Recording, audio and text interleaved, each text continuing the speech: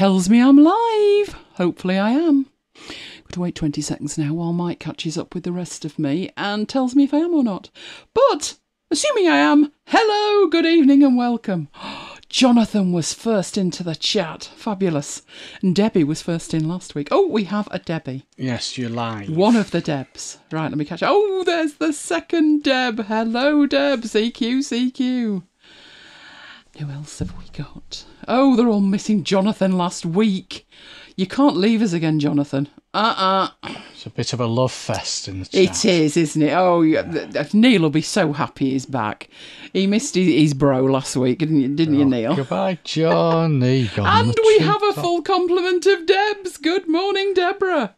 Oh, fabulous. Hello, Paul. Not quite as alarmingly early as before. Probably. Right, have I got everybody? Hello, Terry. From St. Louis. Oh, now, you know we were talking before on Marooned about where we'd like to go. I'd forgotten I'd love to visit the Deep South, the New Orleans area and all of that. Oh, yes, I would like to go down there. Is that since you saw that funeral on James Bond? Well, the James Bond funeral was quite enticing, I'll grant you, but it was also the Pelican Brief. They went round one of the festivals that they have, and I love that. One of my favourite books, that. BK's in as well. Hello, BK. How are you doing? Very, very good to have you all with us. If I have missed anybody, and I think I have, because I didn't see Graham, and you said Graham was in. Graham is There's Graham, hiding. Hello, Graham. Right, I think I've got everybody, but if I haven't, full apologies. Shout at me in the chat. There you go.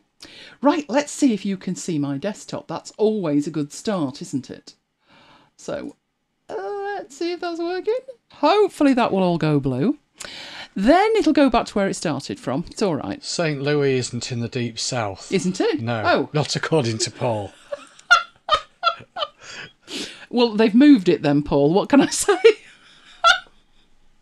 Where am I thinking of then? Must be New Orleans. Probably. I quite fancied that anyway. This isn't good. That's better. That's better.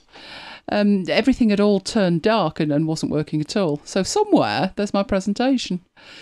Oh, do you know what? It's just easier to do that, isn't it? Right, there it is. And I had all this organised, you know. Can't tell, can you? Anyway, let's get going. Hopefully you'll see that. And, brace yourself, Mike, talk about organised. I shouldn't tempt fate like that. It's the Midwest. It's the Midwest. Terry says so. Oh, right. OK, then. I shall have a look on a map. In fact, can I throw a bit of a spoiler in? Go on. We have something American on one of the slides. Undeniably American. Shout out when you see it. Graham, I know that. Now look, the slides are there, aren't they? So I'm not cheating with this. Hold your horses. Right, what have we got tonight? We've got loads. And I think I've even got it in the right order, but don't hold me to that. But we have, of course, the week at MacBites headquarters. It's been a very interesting week for little Lola, hasn't it? She seems to be a little hungry at the moment, as you'll see. Then we've got some updates to Firefox. Not the usual kind of updates, but you'll need to know about them. Then we have new toys. Google... I don't like saying new toys from Google because they last 5 minutes, don't they? Sunsetting. But there's potential for this one, so we'll wait and see. Then we've got updates to the iWork apps. Then we're getting productive in your browser, something that's been on my mind this week. So I've been tweaking and tweaking and tweaking.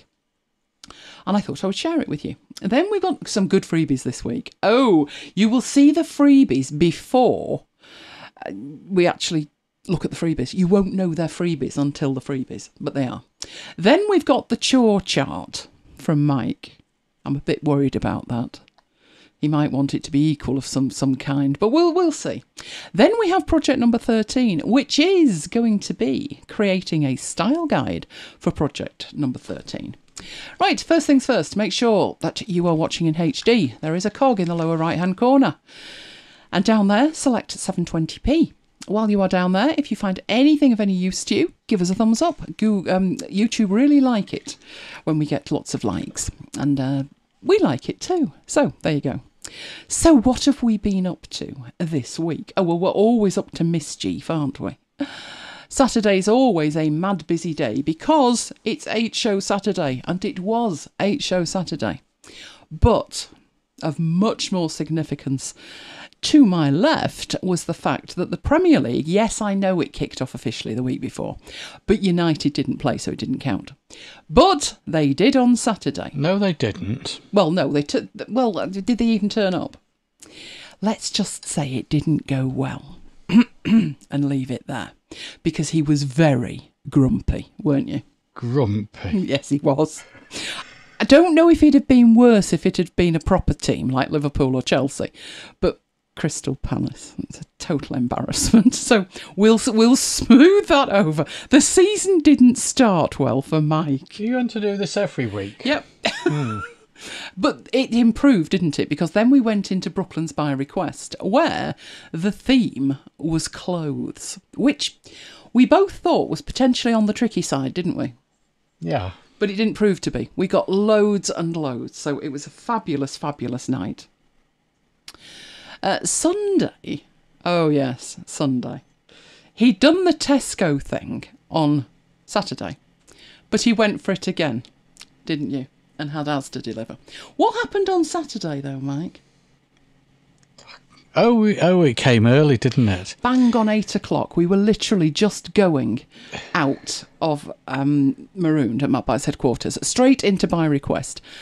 And Mike said, "Is that the Tesco man?" I said, "Don't be ridiculous, it's 8 o'clock. Looked out the window, it's a Tesco man." So he was very grumpy because he missed the beginning of the show. When you book it for 9, you don't expect him to turn up at 8. Not without ringing and saying, is it okay? Yeah. Absolutely not. Anyway, on to Monday. And it was a good job that the Asda man had been, wasn't it? Because Asda's the only place we can actually get succulent sausages for the girl. And she rather likes those succulent sausages, as you can see. Look at her. It's just like, shove them in, mother. Just keep feeding me. She was very hungry, and it actually carried on that way, but look at her little face. On to Tuesday, I didn't have high hopes, I'll be honest. How are we pronouncing that this week? It's Carabao, isn't it? Carabao. The Carabao Cup. We wondered as well. It's something that... They're actually a foreign company, aren't they? Asian, I think. I'm not sure what they sell over here. But anyway, they're sponsoring the Tin Pot Cup, which is the League Cup as was. And United were playing. This time, they did actually turn up, and they played. So Mike was much happier, despite the fact it was only the tin pot.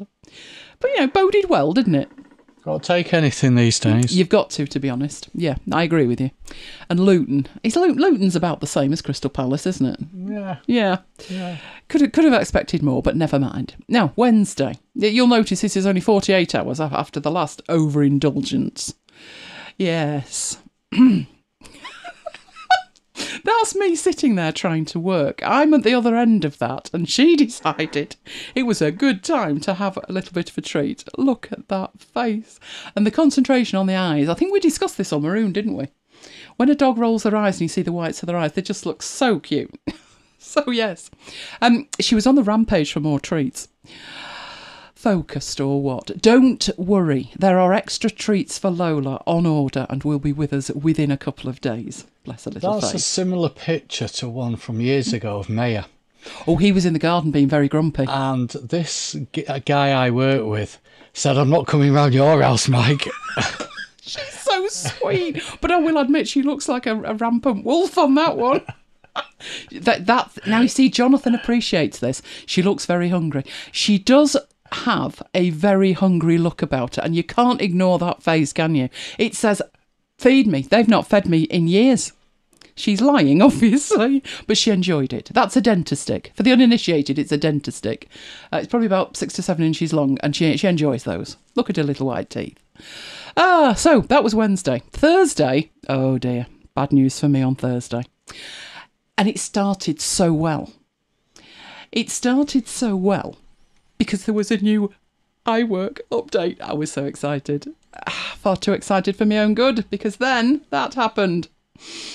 You're thinking, no, that's good. It says update. It does.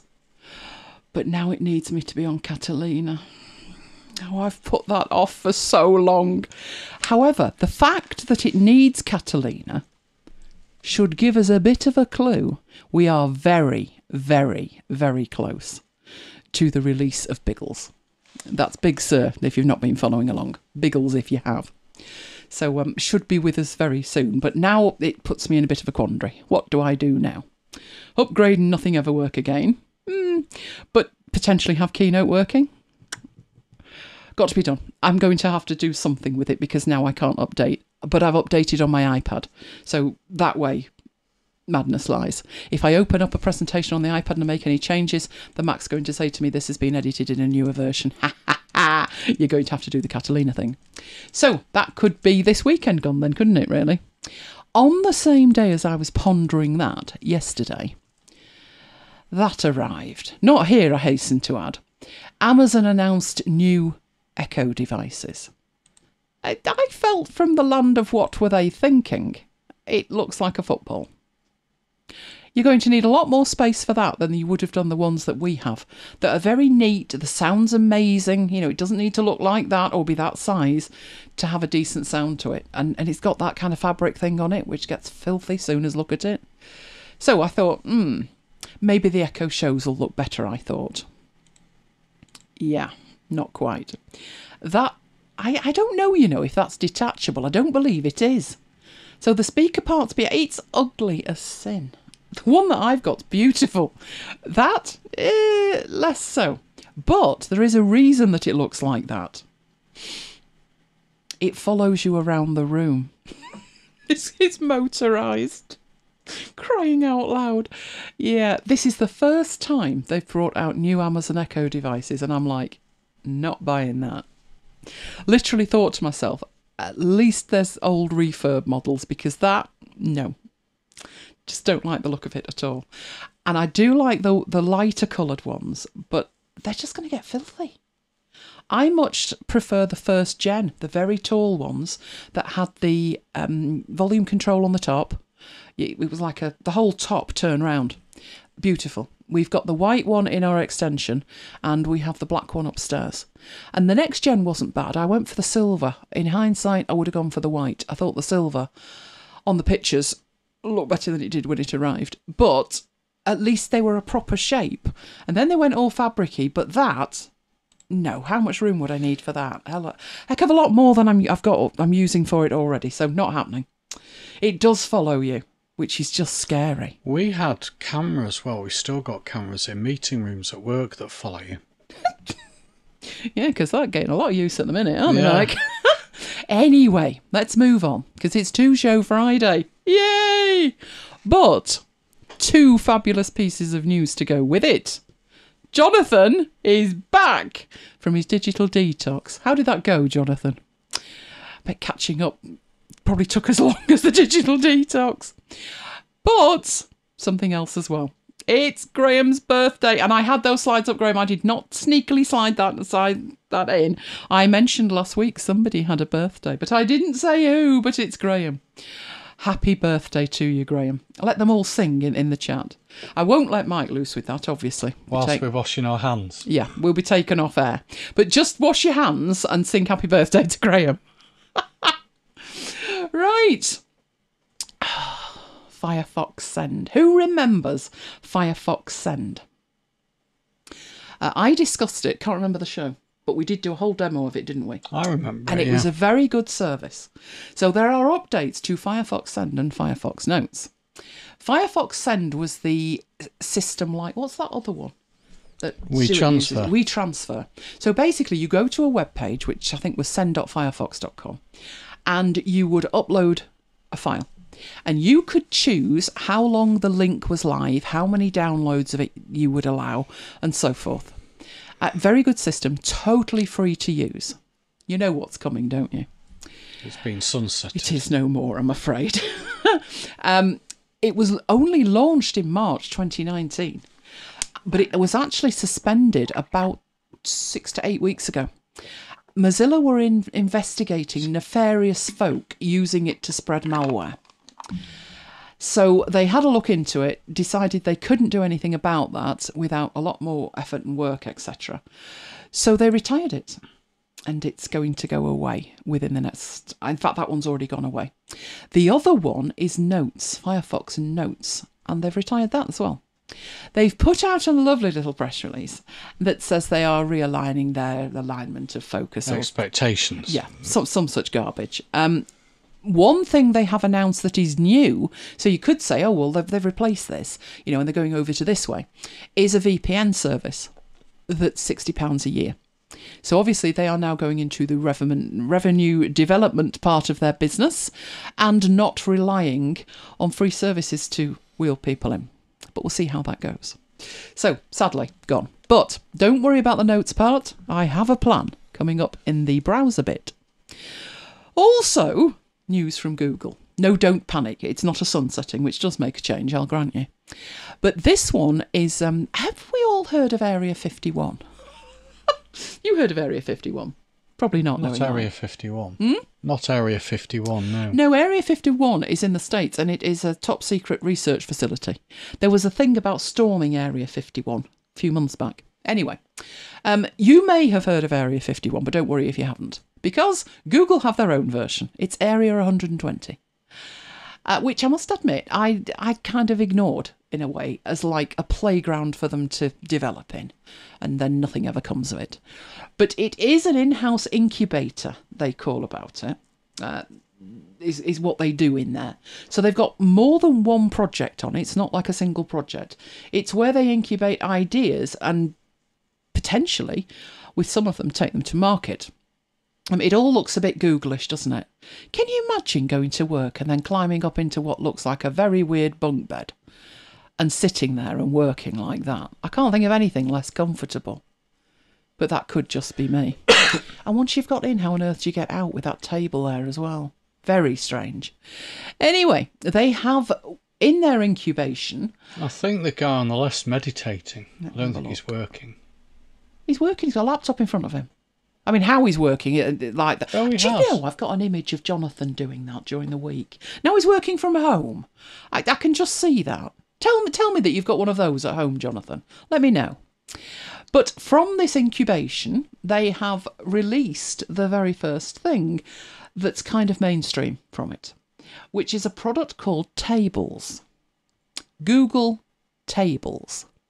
Now, before you start screaming at me, I know there's Coda, there's Airtable, there's Notion. I know all about it. And there has actually been talk of Google buying up one of these. So I think the favourite is actually Coda that people are talking about. Notion don't have more money than sense. They don't need to sell. And they've said that they don't. So should they just buy one that's there? Well, they've actually seems to have built a completely new one. I'm loving that, Martin. Google Incubator. It's just the next to Google Project Graveyard. I think they're kind of joined at the hip, those two. This one I'm thinking is potentially slightly different for one reason. There's also Microsoft Lists, isn't there? Which has only been out not long. Well, this is... I mean, the interface does look a bit Google, doesn't it? But it gets better. Don't panic. It gets better. That's like your dashboard. That is your Tables dashboard.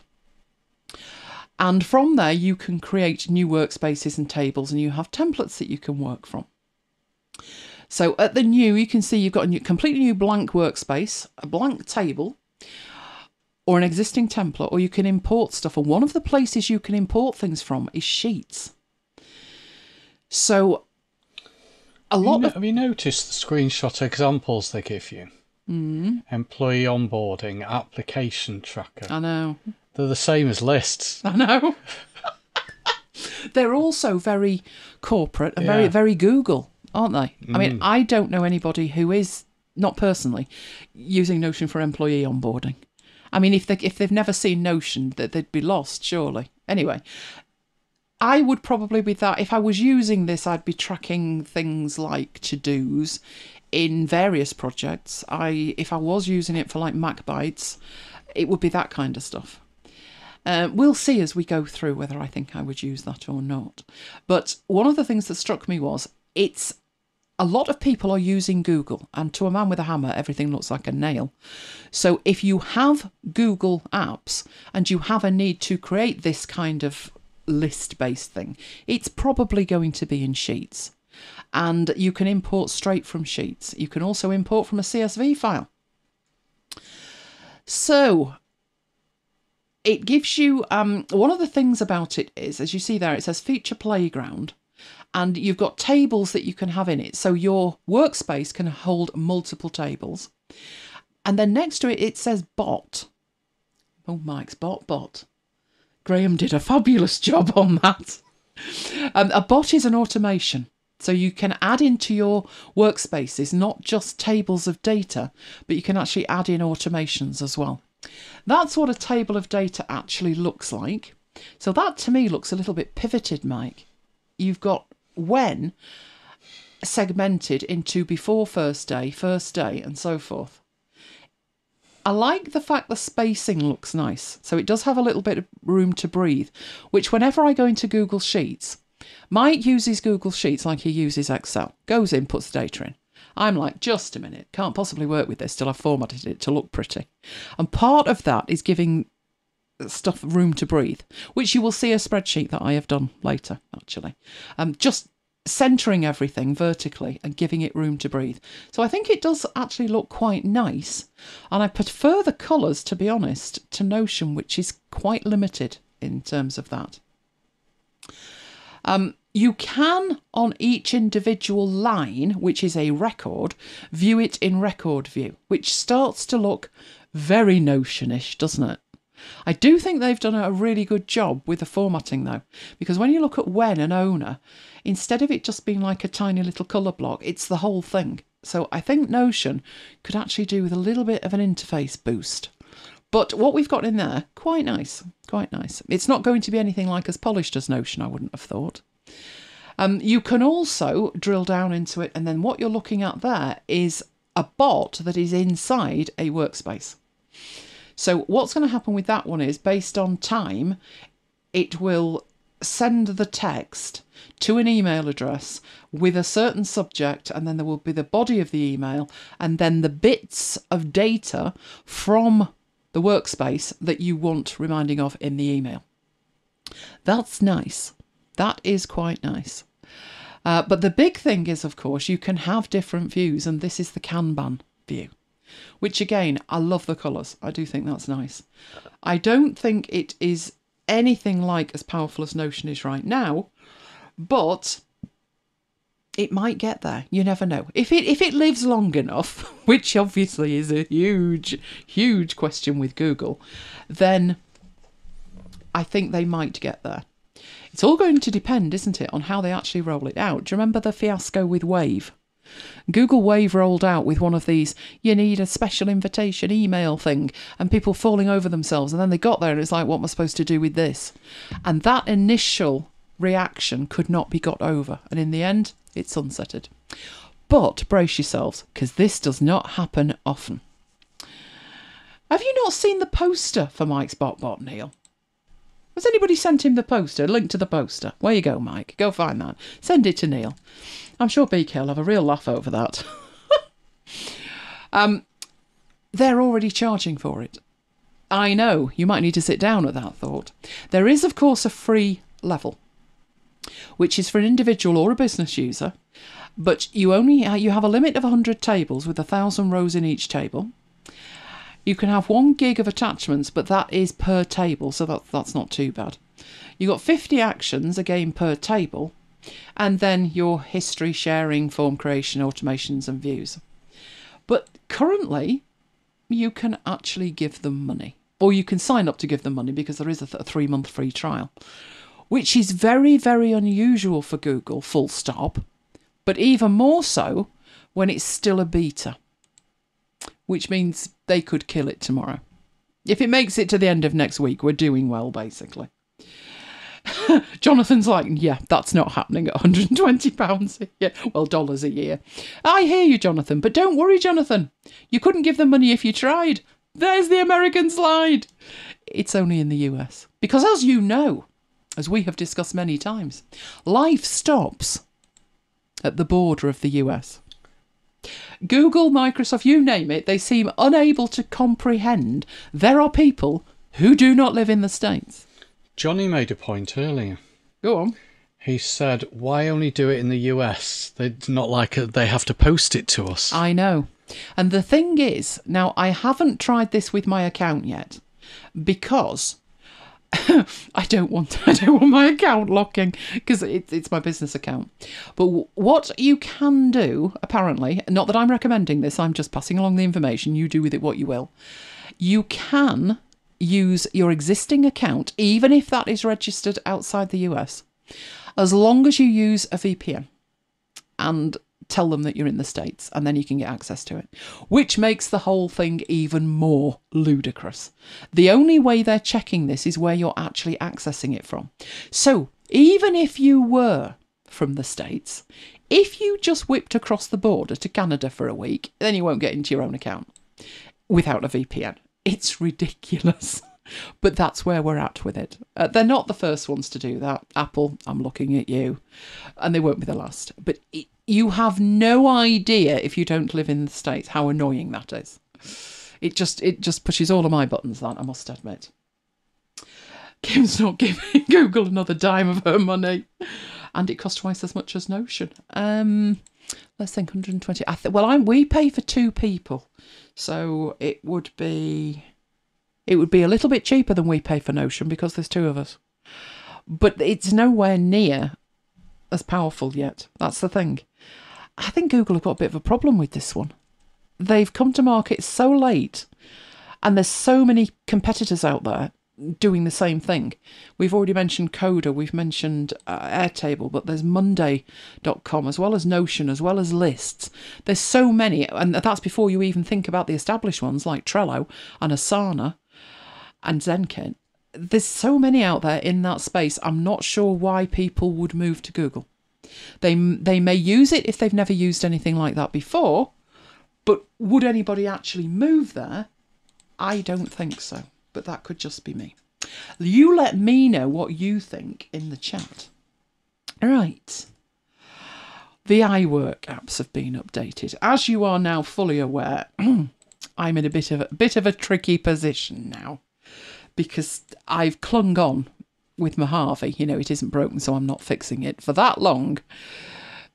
I need now to move. Oh, this is so annoying. We may never be able to go live again if that happens, but we'll see how that goes.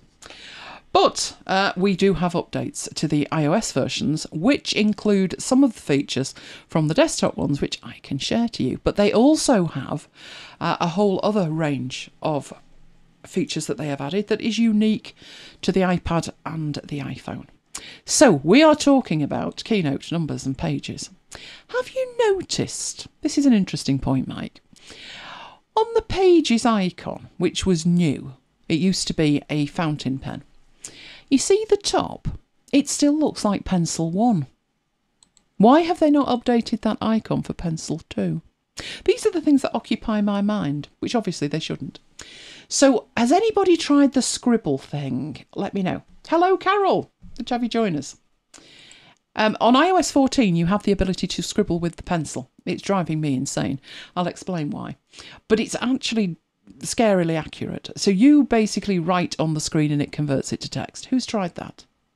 I will show you the new templates and I will show you the editable shapes, which are rather cool.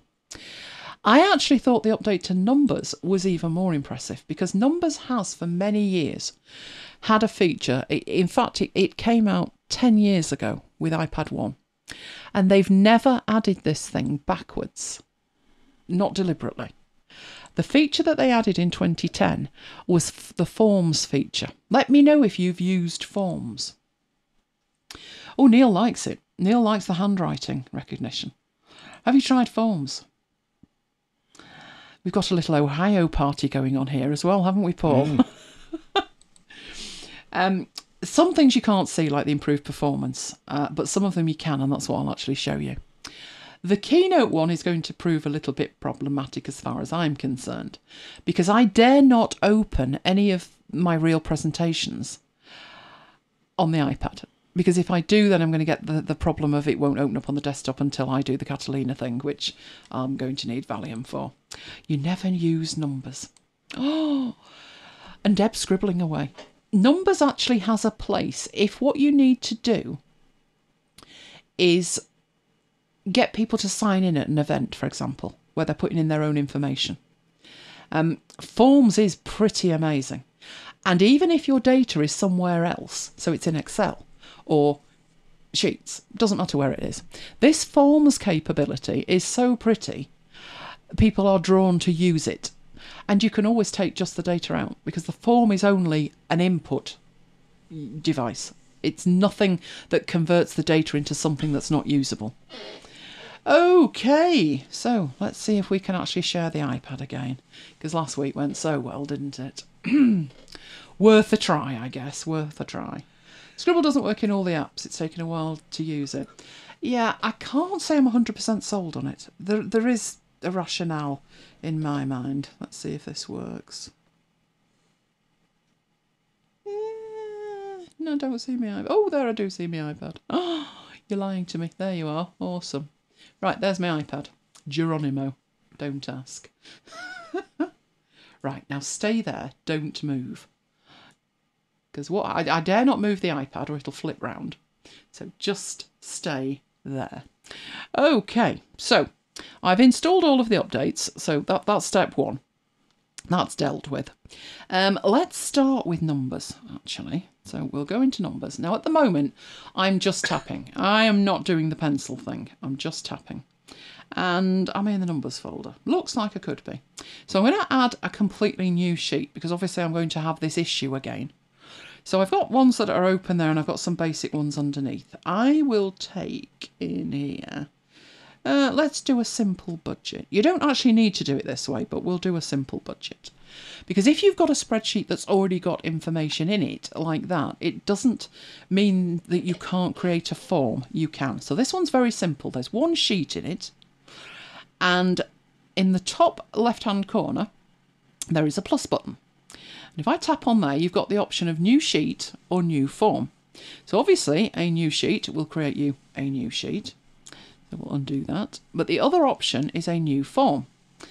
And when you go into the new forms, it shows you a couple of things. At the top, it says create a blank form or link to an existing table. Now, a blank form will create you two things. It will create the form and it will create a new table inside a new sheet to use. If you already have data and what you want to do is create an easy way for people to input data into that table, then you can choose an existing one. So underneath the little bit in the middle where it says tables with merged cells can't be used to create a form, it says budget, and under that income, expenses and net. Budget is the name of the form, the name of the page. Income, expenses and net are the names of the tables. So just to go back and have a look, budget, name of the sheet, and then the three tables down there, money in, money out, money left over. Does anybody ever have money left over? Isn't that money for toys? I, funnily enough, never leave Apple with money left over. Right, so I could do one of two things at this point then. We'll start with a blank one. So I'm going to tap on new form. And it gives me there three fields, and it's saying column A, column B and column C, which is where it's going to put the data. At the moment, they are all set to be a specific data format of automatic, which means you could put anything in those fields. They're also going to be called field 1, field 2 and field 3, which isn't exactly fabulous, is it? Now, we'll start off with a scribbly thing. Let's see how well this works. One of the things with the scribble is that you can actually scribble out. So I'm literally scribbling that text out and it deletes it. So the idea is that you work like paper, if you will. And you can also write on here. So if I put on here, first name, then I need a space. That's going to be interesting, isn't it? Let's see what happens if I just put name. Not bad. Didn't get the capital N, but not bad. We can live with it. Right, I'm going to put that to me is all too fiddly. I'm clearly not a millennial. Am I, Jonathan? No, I probably just do this and backspace it out. It's faster. Right, I will put in there department. And what should we have for the third one, Mike? Could just delete the thing, but let's stick with 3. You're the spreadsheet man. What do I put with first name and department? I could Date of birth. Oh, no. That would get too tricky. I might have to put the truth in. Oh, go on then. We'll put date of birth in. Right. I'm keeping away from those things I would have used 20 years ago. Don't go there. No. What we're thinking about is when we both used to train databases and spreadsheets to some degree, you would put in gender, wouldn't you? Yeah, that's no longer binary. Or sex in the old days. Yes, so leave it alone. Move along. People can just be whatever they want to be, but that doesn't fit in with my form, so I'm not going to put it on my form. Right, so the first one's just going to be text. So at the moment it's saying automatic, so I'm going to tap on info, and I could in there change it to something else if I wanted to, including text at the bottom, so I could deliberately tell it it's text. When would it be important to do that? Because obviously it says first name, that end's going to annoy me. I'm going to have to deal with it. If I can get to just the right place. You know it's faster to type it. Right, there we go. Why would it be important to say it's text? I mean, if it's a first name, odds are it's going to be text. Why is it important to actually tell it it's text? When would it make a difference? Mike should know the answer to this. He's spreadsheet man. He's gone completely blank. What did Elon Musk call his kid? Tesla. No, he didn't actually. It was a load of funny characters with numbers in it. So if somebody did have like a number at the beginning of their name, it would turn it into a number and it would get very upset. So you can actually force it to be text. Department, we could again choose text, or we could have a pop-up menu. So if we choose a pop-up menu, it gives us a kind of mini form next to it, where we have another 3 items. So let's say we've got 3 departments. Then you just click into here. And I know I could write it with the pencil, but to be honest, cut me some slack. I'm holding the iPad as well. Right, what departments do we have? Oh, obviously the most important department that there is, IT. Nobody can do anything if IT are down. Right, we'll have accounts. I could put HR, not that I like HR. Sorry if you're in HR. I'll put HR because it's short. Not so sweet, but short. Right, so we've got 3 departments. You can add extra ones, obviously. Then down the bottom, you've got an option as to whether the initial value inside your form is going to be the first item in the list or whether it's going to be blank.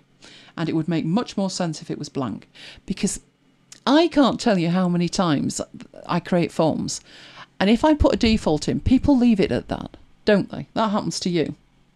So just make it blank that they've got to choose something. It's a bit like when I fill those forms in and they automatically assume you're in America. And the number of times I'm in Arkansas is amazing. Okay, so we've got that set up there with a pop-up menu. The date of birth obviously would need to be a date and time. And then go into the info of that and then choose it. So what would you actually want that to look like? So we'll leave it set to 2, 2 and 4. And you can add as many fields as you want, but let's assume that that's it. That's what you want, you're done.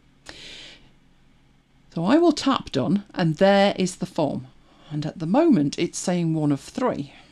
But there's nothing there, so I don't know why on earth it's saying 1 of 3. The data is in the tab that says form data. So when you tap on there, there is your actual table that when you put information in here, that's where it's going to store it. This is only a view of the data. It's not where the data actually lives. So I'll put Elaine, if I could type. I'm in IT. Oh, do I have to put my proper date of birth?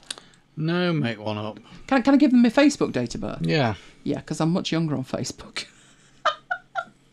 Oh, that's not formatted right. I'll deal with that. But there's the first entry. If I now tap on the form data, it's put that data in the table.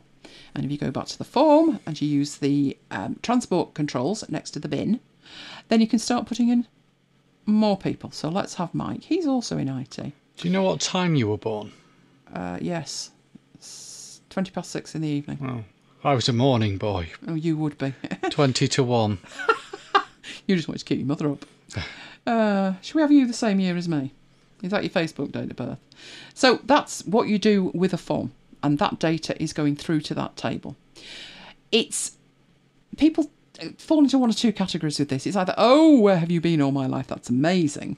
Or can't see the point.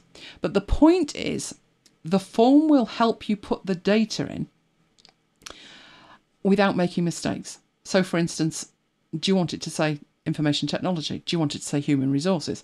They don't have to think. They just tap it and then choose from a list. So it's just a really nice way of putting in data. If you imagine going to a real physical event and you want people to register, you just hand them the iPad and they fill it in and it gets added to the table. Simple as that.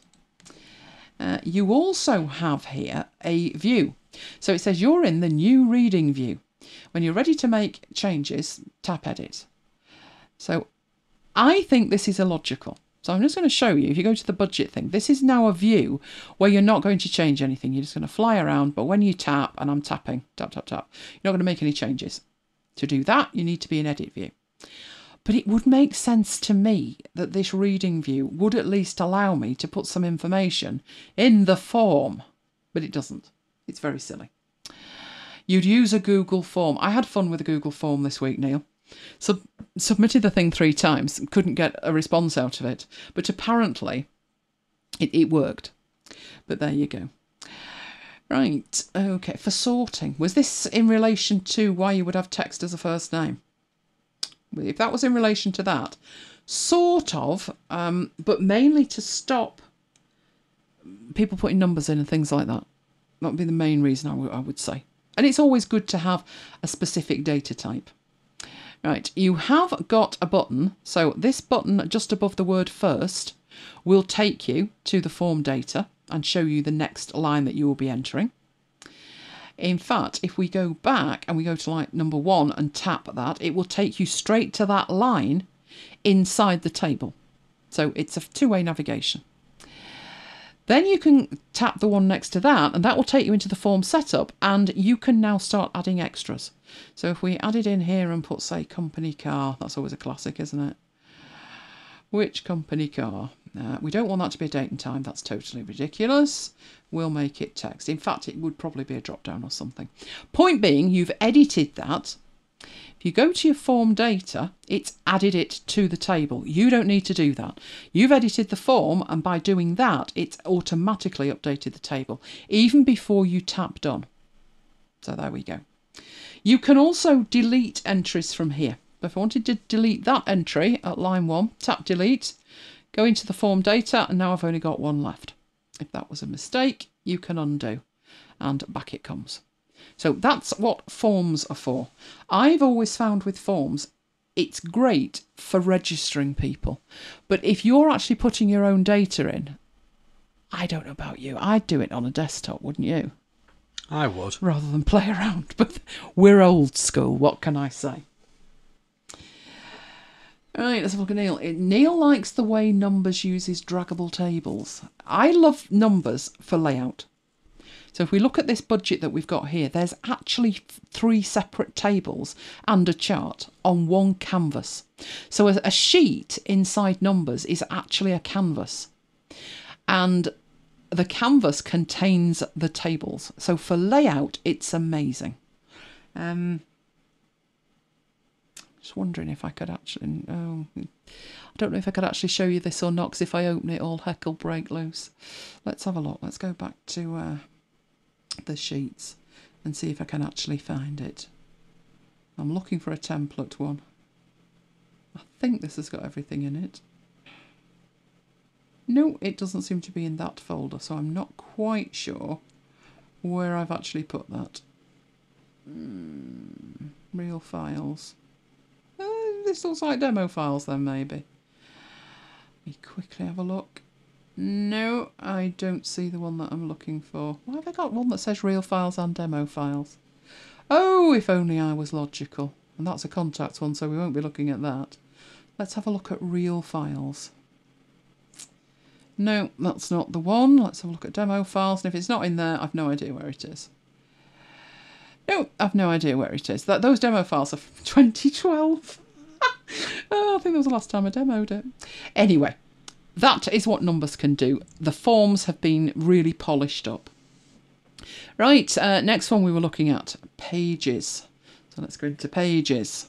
And am I in the page? I'm not. I don't know why it's not taking me to there. I'm actually in the root of my iCloud, but I need to be in the pages one if I want to save it to there. So these are actually my files. Most of them are demo files, to be honest. Some of them are real.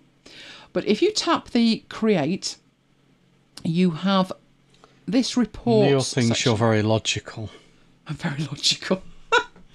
Right, the report section, there were always reports. I think there was about 4 or 5. But now they've added to them. So one of the ones that's very nice, some are incredibly plain. Some have been around for years. But that one, I think, that professional one, that definitely looks like it's been beefed up a bit. So it just looks far nicer when you look at that. That is a nice report, that. So these are new templates that you have access to. Pretty much in here, the only thing to remember is you have placeholder text. So that you can actually go in and put whatever you would need in it. So let's put MacBites and after hours. So it's just placeholder text. You can put whatever you need in there. This might look like it's text, but the difference between this and real text is a kind of, as I can see it, it's kind of a pinky glow to it. That pinky glow is telling you that that is placeholder text. So as soon as you start typing, you can't actually select an individual word in there.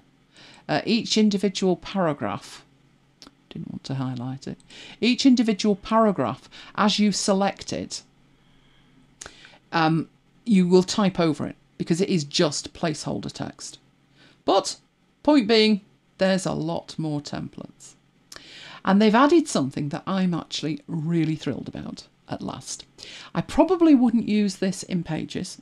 I would probably use this much more in Keynote. I think most of you have probably seen the text thing, haven't you? The scribbling out and stuff.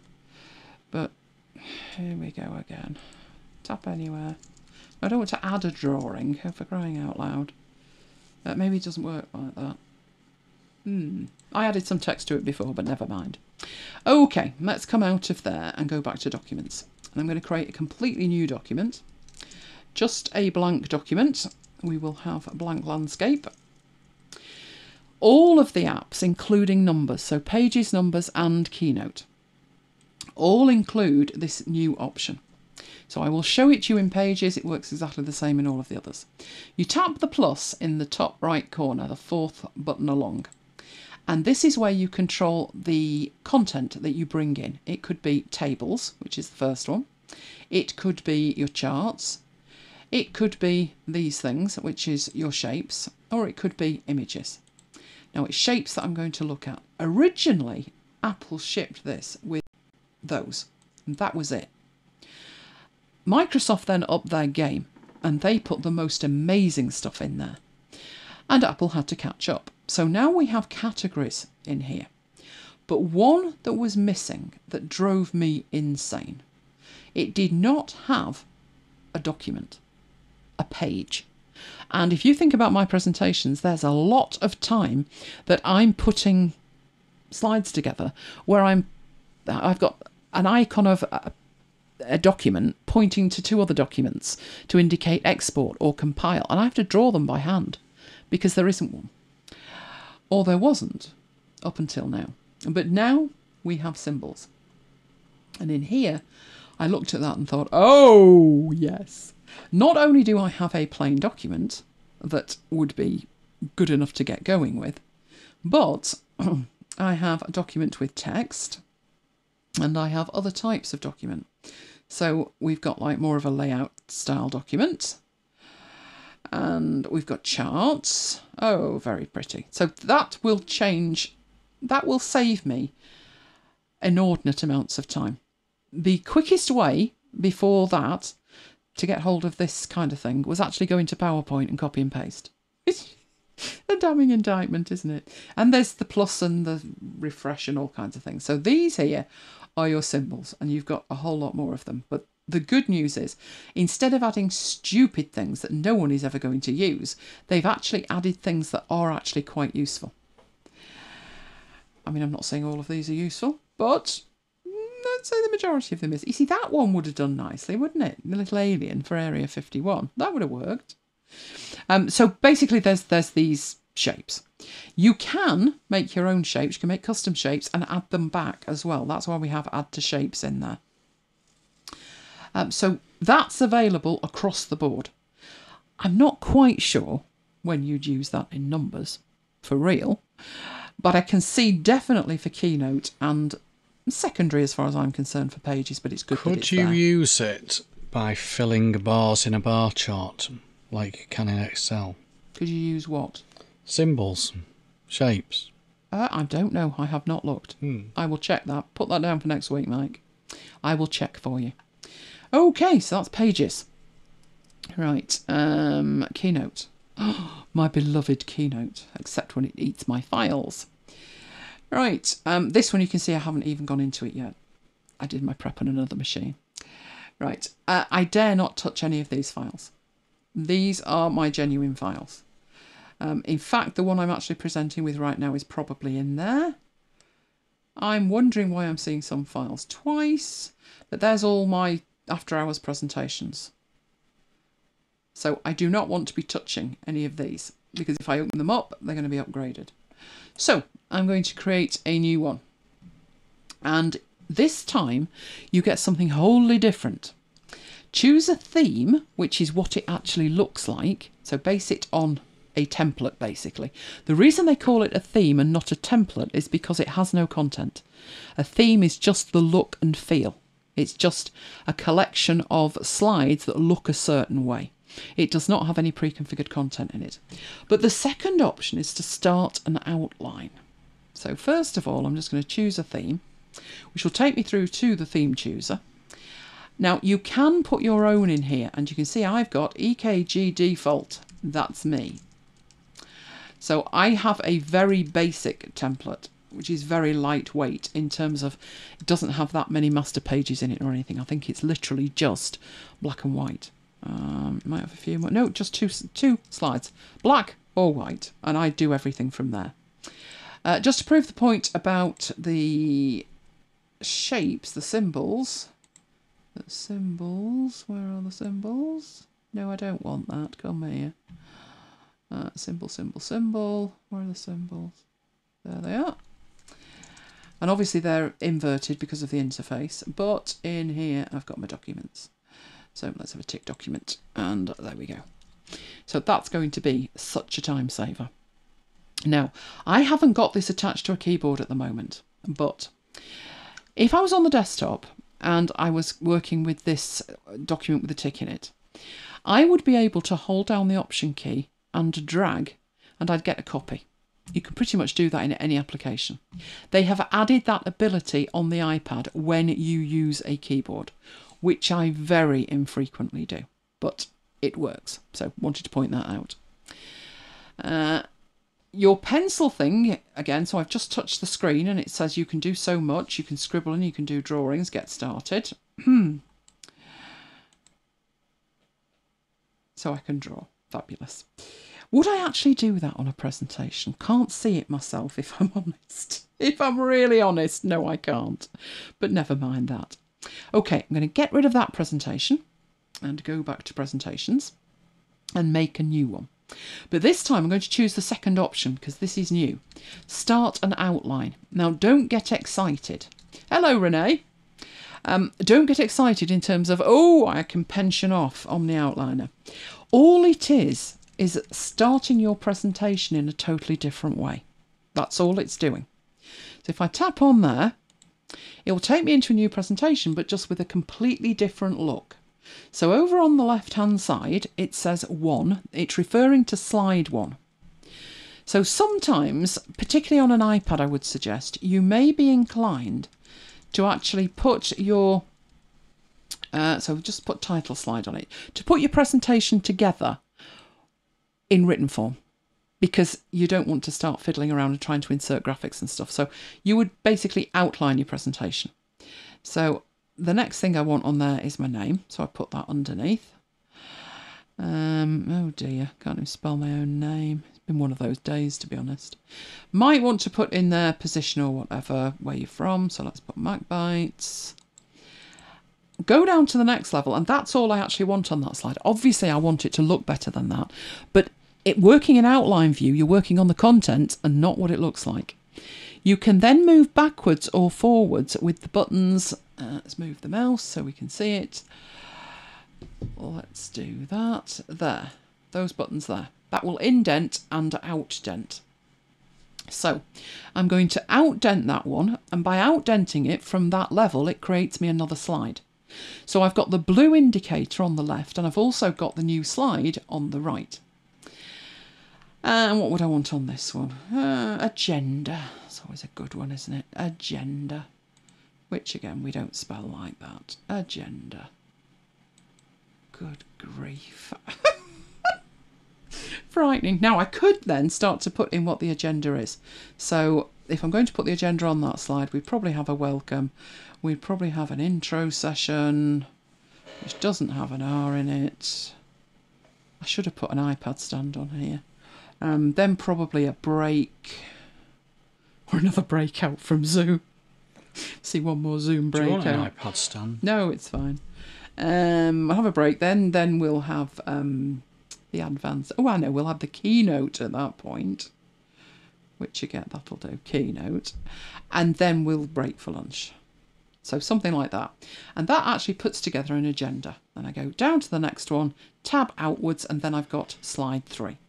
And so forth. So it's just a different way of creating a presentation. But all it is, I mean, they've added it in and they've trumpeted this, but do you know what? It's just a view. So next to the word presentations in the top left-hand corner, if you tap on the view option, in there you've got the slide view, the light table view, and the outline view. So all it actually is a different view, because if I tap on slide view, that's just exactly the same as you would normally see. It just enables you to enter it quicker because you're not concerned about the layout. You're just entering text into an outline. But it is just a different view of your presentation. You also have the light table view, which would make much more sense, wouldn't it, with a proper presentation. Let's test something out. Let's try something. Can we actually take a presentation and duplicate it? Fabulous! Right, so this one's my copy, so that's not an issue. If I tap on there, that will go into this view. And if I go into my... Oh, no, I've got 2 different views here. And it's got missing fonts, crying out loud. No, that's not what we want either. Oh, how strange. Okay, that's not giving me an outline view. Probably because there's no text in it. That it's not using... It's my template. What I would have expected to be able to do at a minimum was go into the light table view. But I didn't base that on a template that's got a title on it that would match up to the outline, nor did I have any text on it, because I tend not... You don't see many bullet points in my slides, let's put it like that. But yeah, we should be able to use at least the light table view. But there you go. There's the little updates to it. Very nice. I just now need it on my desktop. So obviously I'm hyperventilating about the mere thought of installing Catalina. But as Mike and I discussed, we said, you know, it's been there that long now. It should be okay. If you never hear from us again, you know why. It's on my work laptop. Oh, I literally thought you were going to say it was on your to-do list then. The thing is, we've got such a very narrow amount of time to do it.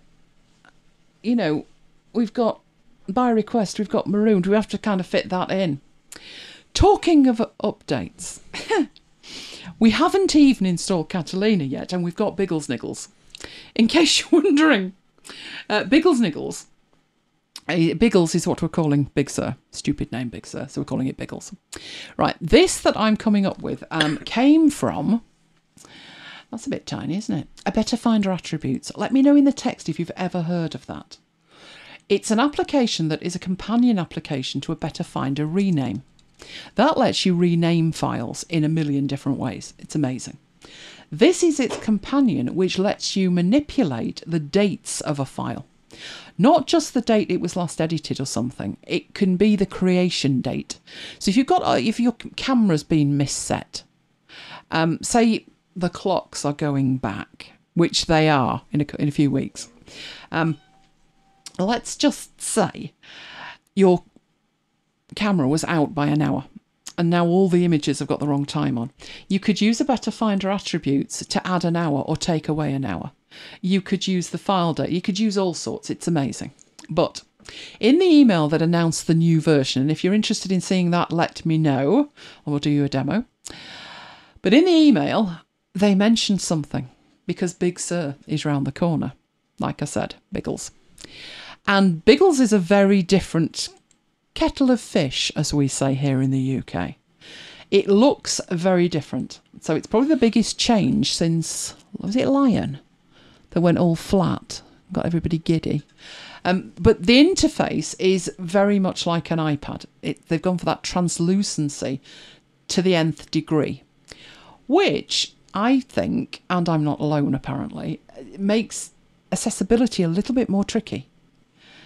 That transparency, you can see behind, you can see the wallpaper behind it. It's very, very blurry, but it's not actually clear. If your eyesight's anything less than 20/20, it could merge into it. And it's just, some people don't like it. Exactly the same was said around the time of Lion. And people threw in all kinds of things to fix it. I think the easiest fix is just to make sure that the first 40 pixels of your wallpaper is a solid colour. Problem solved. That is in essence what this does. It's an app from the same people who make a Better Finder rename, and it's literally called Boring Old Menu Bar, which I think is a fabulous name. And what it does, it brings back a solid menu bar. So both in terms of a light menu bar and a dark one, but that is much more legible than the new one, as far as I'm concerned. And legibility is more important to me than the fact it's transparent. The other thing they've taken the opportunity to do, if you look at the one on the left, it's square, because an iMac screen is square. Monitor screens, square. But the one on the right, they give you the ability to make it look like an iPad with rounded corners. So in essence, it's a utility to configure your menu bar to look how you want it to look. So if you want it to have round corners, you can have round corners. If you want it bright, you can have it bright. You want it dark, you can have it dark. You don't have to worry about it.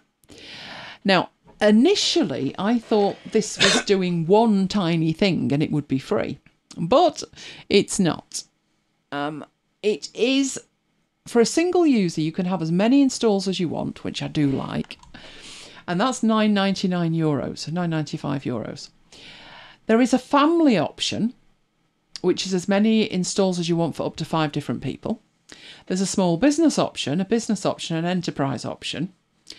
But the upgrade is the interesting bit at the bottom. That is free updates up to version 2 for $9.95. But they also do forever updates. I have their applications, Better Finder Rename and Better Finder Attribute. And I took the forever upgrade years ago. I think it was about 2010, 2011. And they've brought out so many different versions since then, I've never paid for one. It doubles the price. The forever upgrade is like paying for version 1 and version 2. Now, should you do it? Do you need a lifetime update on this app? To be honest, probably not. Because its usefulness, or even its ability to keep doing its job, is completely dependent upon what Apple does next. I just wish Apple would give us the option, to have it look the way we want it to look, without them shoehorning some hideous interface on top of us. But that's not what they've done. But there is an option for you. Looks Sherlockable to me. Totally agree, Neil, but whether he will or not. Will Bartender work in Biggles? I recently installed it and I love it. I've heard it will. I have heard, I think it was Paul. Paul, didn't you find something about Bartender saying that they're working on it, but they don't see any reason why it won't be fully functional? If that one doesn't work, there is the other one that Kim's got that's free, the name of which escapes me. It wasn't Broom, was it? Or was it Broom? It was completely free, did exactly the same job. But I've used Bartender for years and years. Kim, can you remind me of what I recommended to you, because I've forgotten? Forgotten the name of it. Broom's in my head, but I think that's a paid for one. Let me know if you can remember. All right, okay, getting productive in your browser. I love my browser. I don't limit myself to one browser, obviously.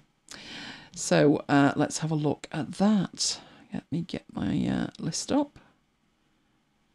Up you toddle. Brilliant. Okay, let's go into a browser. Right, first of all, which browser? Let me know in the chat, which browser do you use? I'm going to start with showing you Google Chrome, because Google Chrome is like the default standard, isn't it? Most people have at some point used Google Chrome. That's the one I use. Mike uses Google Chrome. He was drunk kicking and screaming to it, but once he was there, that was it. It wasn't moving. Sometimes I'll surprise you now. Go on. Sometimes I use Firefox. Wow. Wow. That's news. Let me know what you use in the chat. But I'm showing you this. Right, first way to be productive. Debbie likes Firefox. I'm loving that. Graham says Biggles is going to cost me £2,500 as I need a new Mac. No, the feeling, Graham. Mine's poorly. Mine is not well at all. We'll chat at the end about what's exactly wrong with it, but Jonathan could be in for the mother and father of all unboxings here. And Deborah uses lots of different ones. Neil uses Chrome. Jonathan's got Firefox and Chrome. Mine is Firefox. I love Firefox. I do not love that stupid bar, that thing that they've added to it. The omnibar or whatever they call it, where basically you do what I'm doing here, you click in there, and instead of getting that, it pops up and you can't get rid of it. But the point I'm going to make is that's Chrome. If I open Firefox and I bring Firefox onto the screen, it's very difficult to tell them apart. In fact, he hasn't put it on the screen, he's put it there. That's Firefox. It looks identical. If I move them down, you can actually see how identical. This is Firefox, and it's got very square corners, whereas the Chrome one has got rounded corners, which I don't like, never have done. Much prefer the old way. But point being, I've stripped out everything I can possibly strip out to make them look as identical as possible. The only 3 extensions that I have showing is Add to Things, Clip to Notion, and Clip to DevonThink. They are exactly the same extensions. Obviously, the Firefox one has the Firefox versions, but they are all available on Firefox. And if I could get rid of that stupid thing in Chrome where it shows your avatar, I would, because why do I need it there?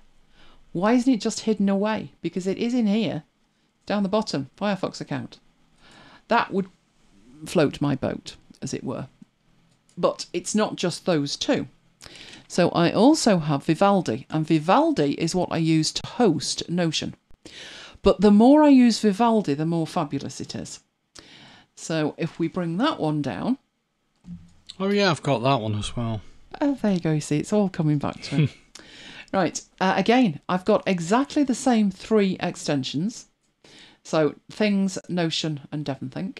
And it just makes working with these browsers a whole lot easier, because it doesn't matter which one I open. Everything's in the same place. The same things are there and everything is in the same place, including the fact.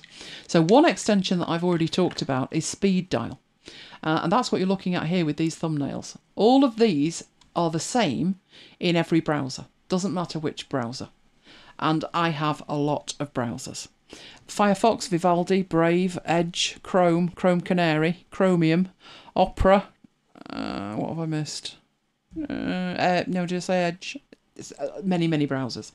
Edge I do have looking slightly different in terms of I don't have that set to dark mode. In fact, are you opening? You're thinking about it. Pretty similar. I just don't have it in dark mode. for whatever the reason. But the same 3 extensions are in exactly the same place. Again, can't get rid of that, I don't think. Can we get rid of that? No, I don't see a hide that somewhere. And I've got speed dial. So the first thing is, in terms of getting productive with your browser, have a look at the extensions and put the ones that you really, really need front and centre. More about speed dial. Okay, speed dial is an extension and it's a Chrome extension. It wasn't initially available for Firefox, but now it is. But if it's not supported, which is the situation in Vivaldi, you can still work around it. But what it is, let's look at it in here. You install it and you can create groups, which is what we're looking at here. This is my home group. I've got a utilities group. So this is for YouTube thumbnails and my cloud app thing. So it's groups of links that you would use on a frequent basis. So these are my WordPress installs. Oh, look at Maya, isn't he cute? These take me to the admin pages of all of my WordPress installs. I've got YouTube links, which take me to analytics and playlists.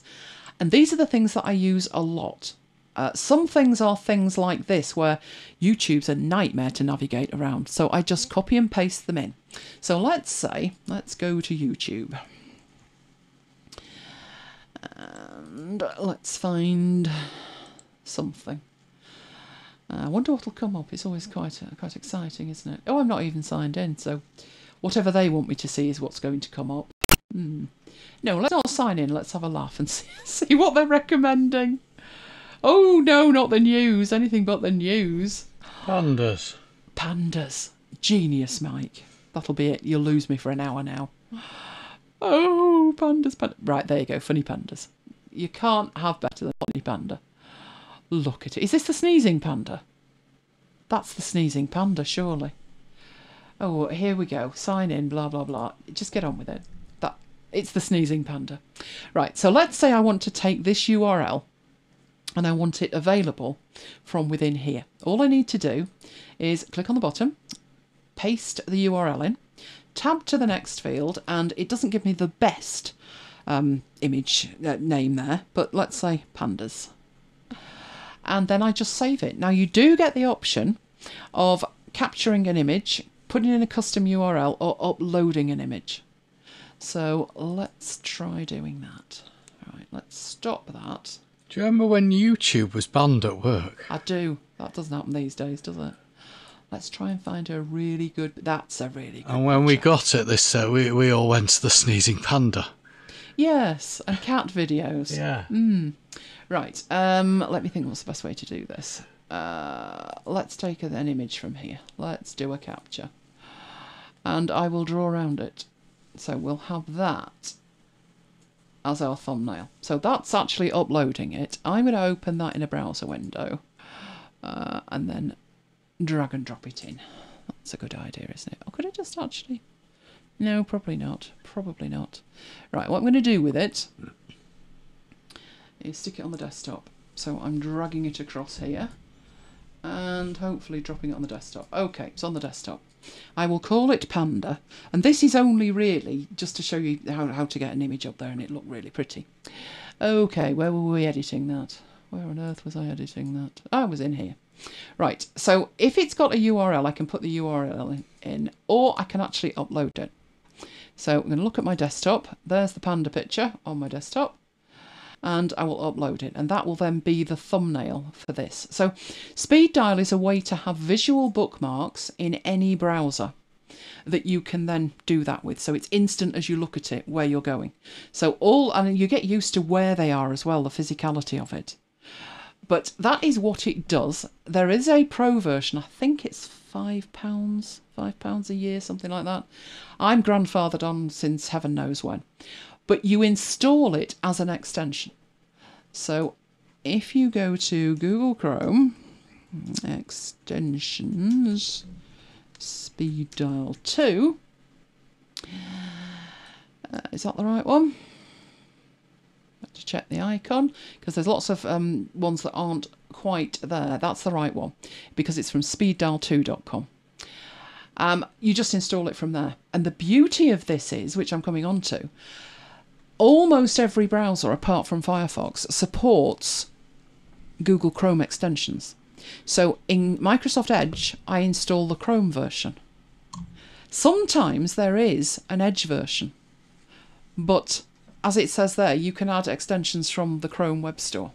Just click on Add to Chrome. So although, I mean, I've already installed it because it's saying remove from Chrome, it works in any browser. And what I've done is set it up so it's my homepage. And then within here, I choose what I particularly want, which group I want to work with. One of the ones that's really handy is the stock images. So they're always just available for me from within there.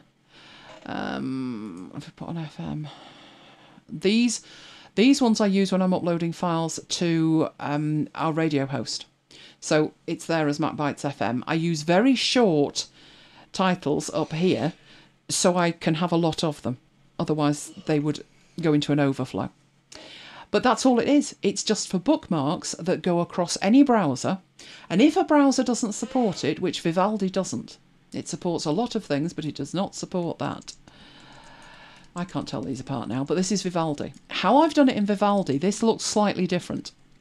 It's much lighter, and it doesn't have the same options at the bottom to actually add anything. This is because all I've done is set my home page to speeddial2.com and logged in. And that is how it hooks up into there. So even if your browser doesn't support speed dial, it can support speed dial by just making that URL your home URL. In that way, you can have exactly the same interface on all of your mobile devices as well, without actually installing the speed dial extension. But that's what it is, that's what it does, that's what it's for, and that's how I actually use it. So I don't really tend to have any bookmarks in any browser because, as you see, I use so many different browsers. But I do want a commonality across them. To be productive, I need to know where that link is, and it needs to be in the same place in every browser. And that's what I've got with Speed Dial. And then the extensions that I use, the 3 that I use the most, are there, and they are the same in every browser. Do you know the sole exception? Safari. Because I've just given up on that. I don't even know if there's a Things extension. I'll have to go and have a look. But I really don't use Safari that much at all. But all of the others, it makes me much more productive to have the same bookmarks in the same location, in the same groupings. I thought Kim had tried it and loved it. It's one of those things that, you know, you just get used to it. On the odd occasion a browser opens and it doesn't open speed dial, I'm looking at the browser thinking, what are you? Where's my stuff? And then I open another tab and then it's there. I think it's just the speed the tab opens. If it opens very, very quickly, sometimes it doesn't quite catch and you don't see speed dial. But that happens like once a month. And I just look at it and then it goes away. This is helpful. Hopefully in Biggles it will allow Chrome extensions as well. It would be very good if it did, but you know, if it doesn't, all you would actually need to do in here, and you would probably need to log in, but let's have a look. Let's go into... I just can't use this. I can't. There's no overflow.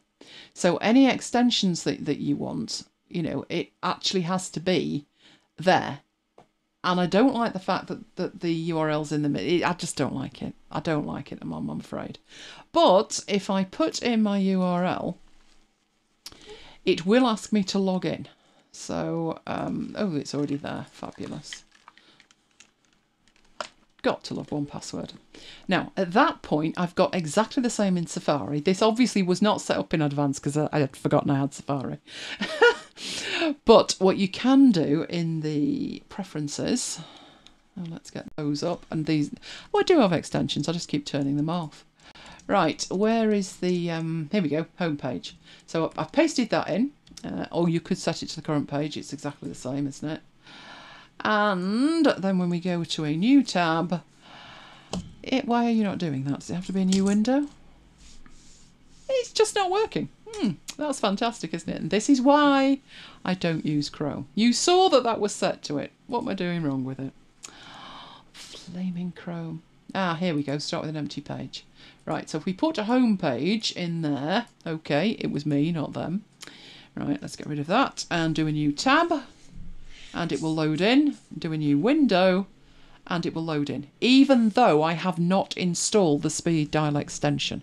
The speed dial extension gives me extra options in terms of I can add new bookmarks and start editing them, but this is good enough to actually use it. So if I'm out and I need to log into one of my WordPress sites, you should see the URLs. They are as long as your left leg. So what I do is I just log into speed dial and then use my WordPress logins here.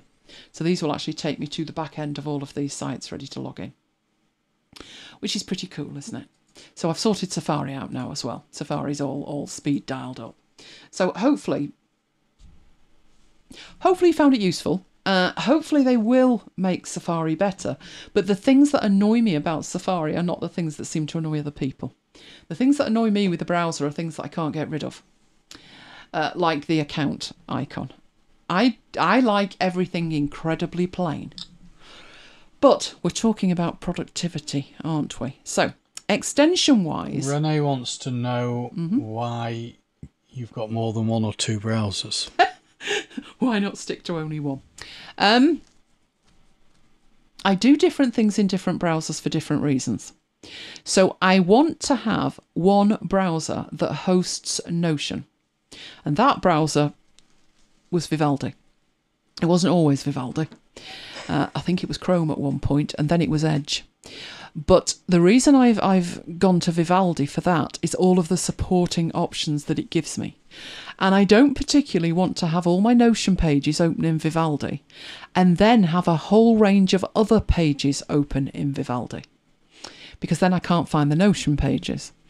Another reason is I use Chrome for YouTube, because Chrome is the only browser that supports 4K video. Everything else will say it's 4K and it's not 4K. So Chrome being from Google and Google owning YouTube, it makes sense to use Chrome. And that gives me a benefit that, you know, if I've got audio happening in one browser and audio happening in another, it's totally separate. So I can actually listen to a YouTube video and have other audio going at the same time.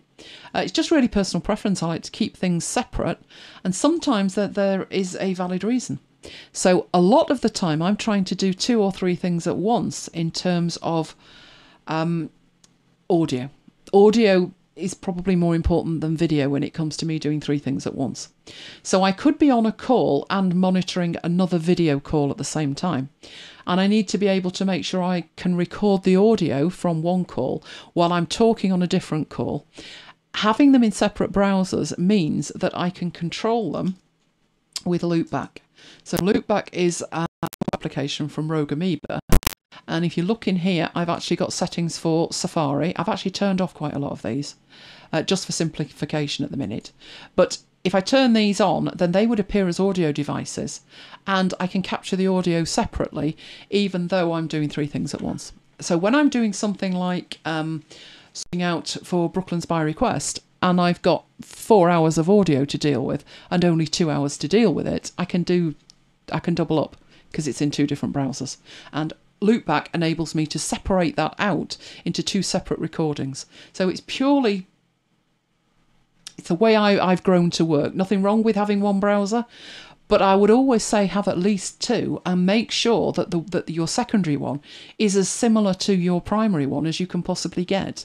Because that way, when the first one breaks, as doubtless it will, the second one will be ready to take over and everything will feel as similar as it can possibly feel. Neil likes I show you so many options. Good morning, Peter. Miss Peter coming in there.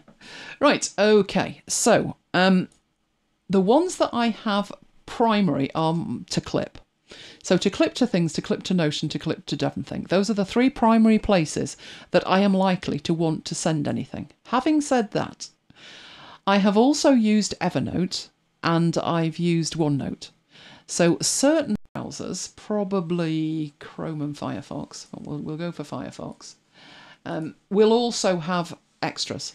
So obviously they all need to support 1Password, or I can't use them at all. But I can clip to Roam, I can clip to Evernote, I can clip to Bear, I can clip to OneNote. And they're like my next set. I do have this open with Downy at the bottom, and the rest of these are like, I never use the interface. They're there and I use them, but I've got shortcuts or something. I don't particularly use them. You might think I've got a lot of extensions, but I actually think I don't have a lot of extensions. I consider that, you know, an extension does not get installed unless it is amazing. If it's amazing, then I'll use it. If it's not, less so.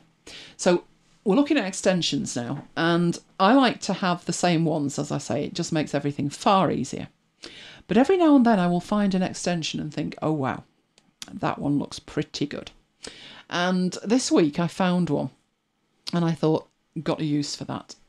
This week, in fact, for the last 4 weeks and continuing for the next 2 weeks, I'm on a course, and this course is pretty intensive. And you're in a session and they're giving you resources, and you move from, right, you know, I've got this open for the chat and I've got this open for the video, and now I've got the 7 tabs open for resources. Before you know it, that session's finished and then you're into the next session.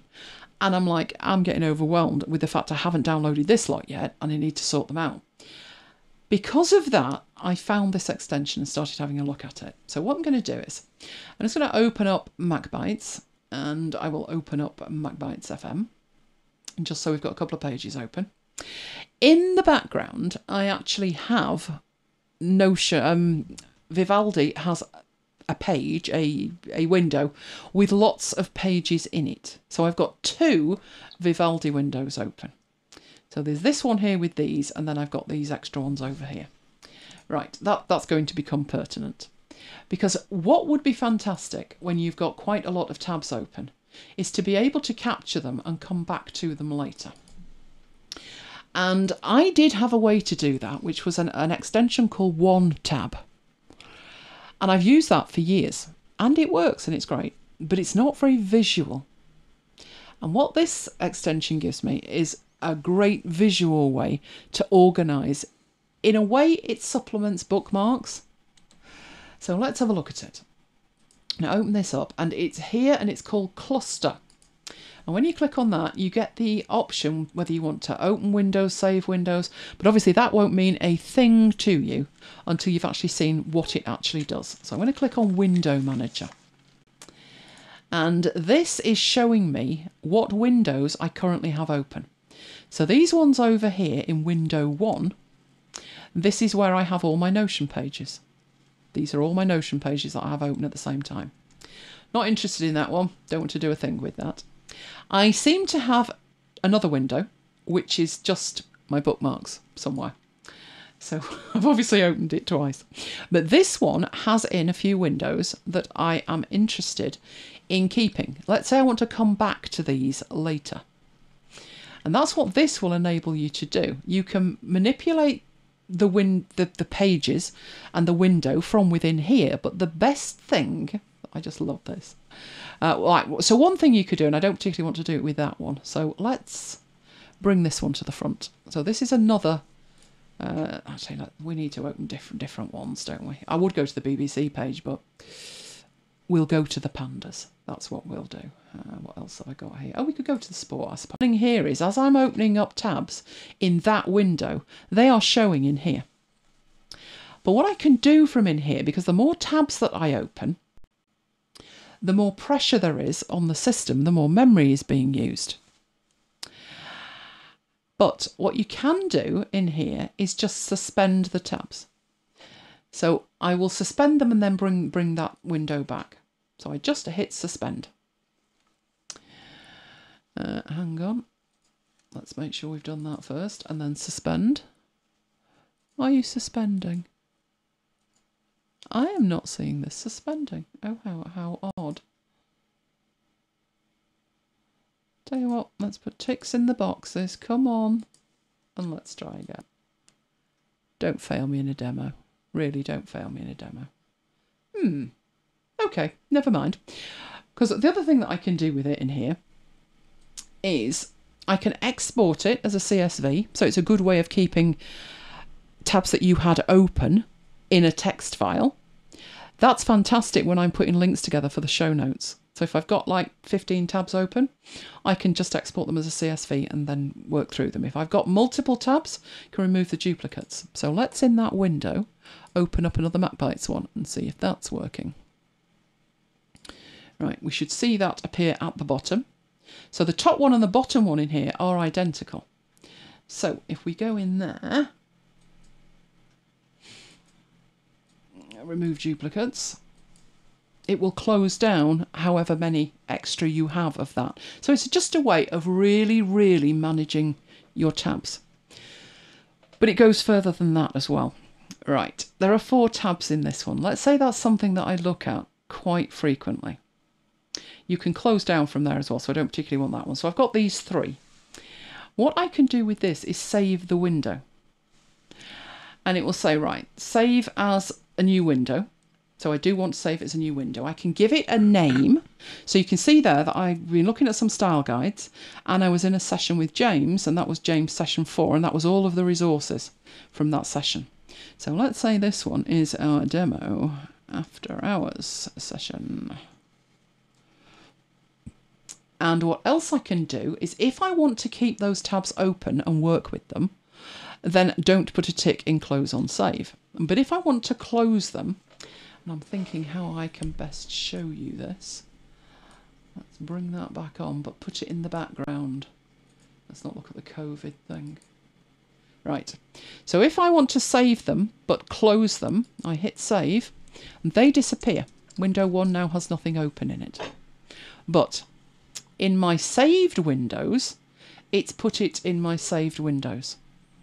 And from my saved windows, I can edit. So I can rename the window. I can delete them. I can fold them up or open them up and have a look what's actually in there. And I've got the ability to export again. And I can also click on it and it will open up a window and load them in. But this is where the suspension comes in. It's loaded the pages in, but it's not taking up any processing power because they're all suspended at the moment. But it's all you need to do is just click on it and it's or open pages in a really useful way. The other extension that I had that did that, this one tab, was very basic by comparison to this. This is pretty amazing. And you can do a lot more than that with it. You've got your options here where you can merge windows. So you really can manage these sessions in great ways. You can export the windows. You can import the windows. So if you're on somebody else's machine and you want to save them, export them, stick them up in a cloud. When you come back home, import them. You can also see this in columns. So I had my style guides open there. No, I don't actually want to open them. I want to open them like that. So these were the style guides I was looking at. And then over here, so it's just showing you the same thing in columns so you can see more of them. It's very useful just on the active window, to be honest, because in here, let's open that one, which is the one with all of them in. If I'm trying to find a page and I just want to get to a page, so I happen to know this one here is tonight's show, and I can just click on that and it will actually switch and show me. Now it's done it on the other window, but I will bring it on. We take that full screen. There is tonight's show that I'm working on. So it doesn't matter where it is, in which window it is, you in here click on it and it will bring it to the front straight away. So let's go to that one, and that happens to be in this window. That to me is just amazing. Vivaldi does have sessions and save sessions, Deborah. It works better than bookmarks, I think. When you save a Vivaldi session, you can save multiple windows. It really is amazing. I don't think you can have too many options like that. Just test them out and find out which one works for you. But I thought that was a really good way of managing multiple jobs. In David Allen's book, Getting Things Done, he talked about, because it was like 20 years ago and it was analogue, he talked about you sitting at a desk and working on something. And then somebody comes in and asks you to drop all that and do something else. And his idea was to cover his desk with a huge sheet of paper, work on the new task, and then when he's finished, put the stuff away for that one, lift the paper up, and then get straight back to where he was before. Which I found laughable. I think you laughed at that as well, didn't you? Totally. The lovely concept. But this is the digital equivalent of that. Tonight, you know, I've got to show my browser tonight. Doesn't work in an open plan office. No, it doesn't. It doesn't. But this enables me, you know, I was in the middle of a session, and this enables me to just save that off out of the way and then get back to it as soon as I've finished the live show. Without stuff like that, all the different little tips and tricks and utilities I've got, the show wouldn't happen. Because if it took me 3 days, one day to get into the show and then the day of the show, and then it wouldn't happen. So anything that can make it easy to get into a particular mode and then out of a particular mode is all right by me. So that one is called Cluster, and I absolutely love that. That is a very good one. But just in terms of productivity, some browsers have better options than others. And I would say Vivaldi is amazing. It has the most advanced options. I'll show you what Firefox can do in certain regard, and then I'll show you what Vivaldi can do. We won't bother with Chrome. Chrome doesn't do half of what I'm about to show you. So let's get Firefox. Firefox has a lovely feature. This was the reason I made Firefox my default browser, which I think was about 2 years ago, something like that. Let's say I am working on something and I'm probably... could you make the chat active on MacBites FM? Or Brooklands? Don't care which is easiest. MacBites FM. Right. So let's say I'm doing a show, a MacBites FM show, so Marooned. Right, this is our player. And I need to see the chat. So I don't particularly need to see all of the other shows, but I do need to see the chat so I can chat with you guys. That would take up the entire screen and does not make me happy, because then I've got show notes that are hidden behind it, and I've got pages that I'm looking at, and that's hidden behind it. So there you go. Basically everything's hidden behind it. So if I just do this, there's the chat from earlier. Right, so that's what it would look like. Such a lot of wasted space. And I need to see other things. So let's say I am talking about a story that's on my blog. Right, I would like to see that. So we'll find whatever that'll do. New post, shiny new post, just saying. So shiny new post. Right, I know I was shocked as well. Right, but I need to see both of them at the same time. And Firefox was the first one that I found the side view in. And it will load the current page in a sidebar, and isn't that perfect for the chat? And that's exactly what I do. I can then look at whatever it is I'm looking at, and I have this beautiful sidebar where I can see all of the chat happening at the same time. And that was my number one reason with Firefox. I thought that was the most amazing feature. But when I went to Vivaldi, I did not expect Vivaldi to turn into the most amazing browser I've ever seen, because I've seen quite a few. I actually bought and paid for Opera back in the day, £40, and it was brilliant. But Vivaldi's better. Now, Vivaldi's actually made by the people who originally made Opera, so I shouldn't really have been surprised. But in terms of what this can do, let's take a look at Vivaldi's implementation of that. So again, we've got MacBites FM, so I'll refresh so we can see the chat. There it is. Again, it's taking up quite a lot of space. But in here, instead of, go to sidebar, I actually have a shortcut key, and it loads into the sidebar. And it will have in it exactly that chat. So then I can go wherever I need, and it's in the sidebar. But rather than the sidebar just being it loaded in a page that happened to be open in the main tab, no, it doesn't. Down here, I've got bookmarks, downloads, history, sessions. I've got my Notion dashboard, so I can just quickly see what's happening on my Notion dashboard, which is like the jump-off point for everything else. Having a think about it, it's there we go. There we go. So everything that I need access to really quickly is there. I have access to Google Keep, which, although Vivaldi has notes, and it does, and that's our last demo, Vivaldi has notes, but then I wouldn't be able to share it, would I? But if we go back, where's Firefox gone?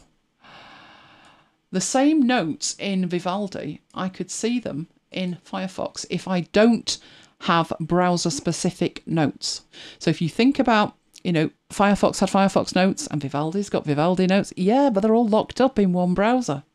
But if I go to keep.google.com, I don't think exactly the same thing in 2 different browsers, which if you just want to take a quick note in one browser window and it automatically appear in the other, then you're good to go. It will do that. So the Vivaldi sidebar is way more powerful than the Firefox one because you can have pre-configured things in it.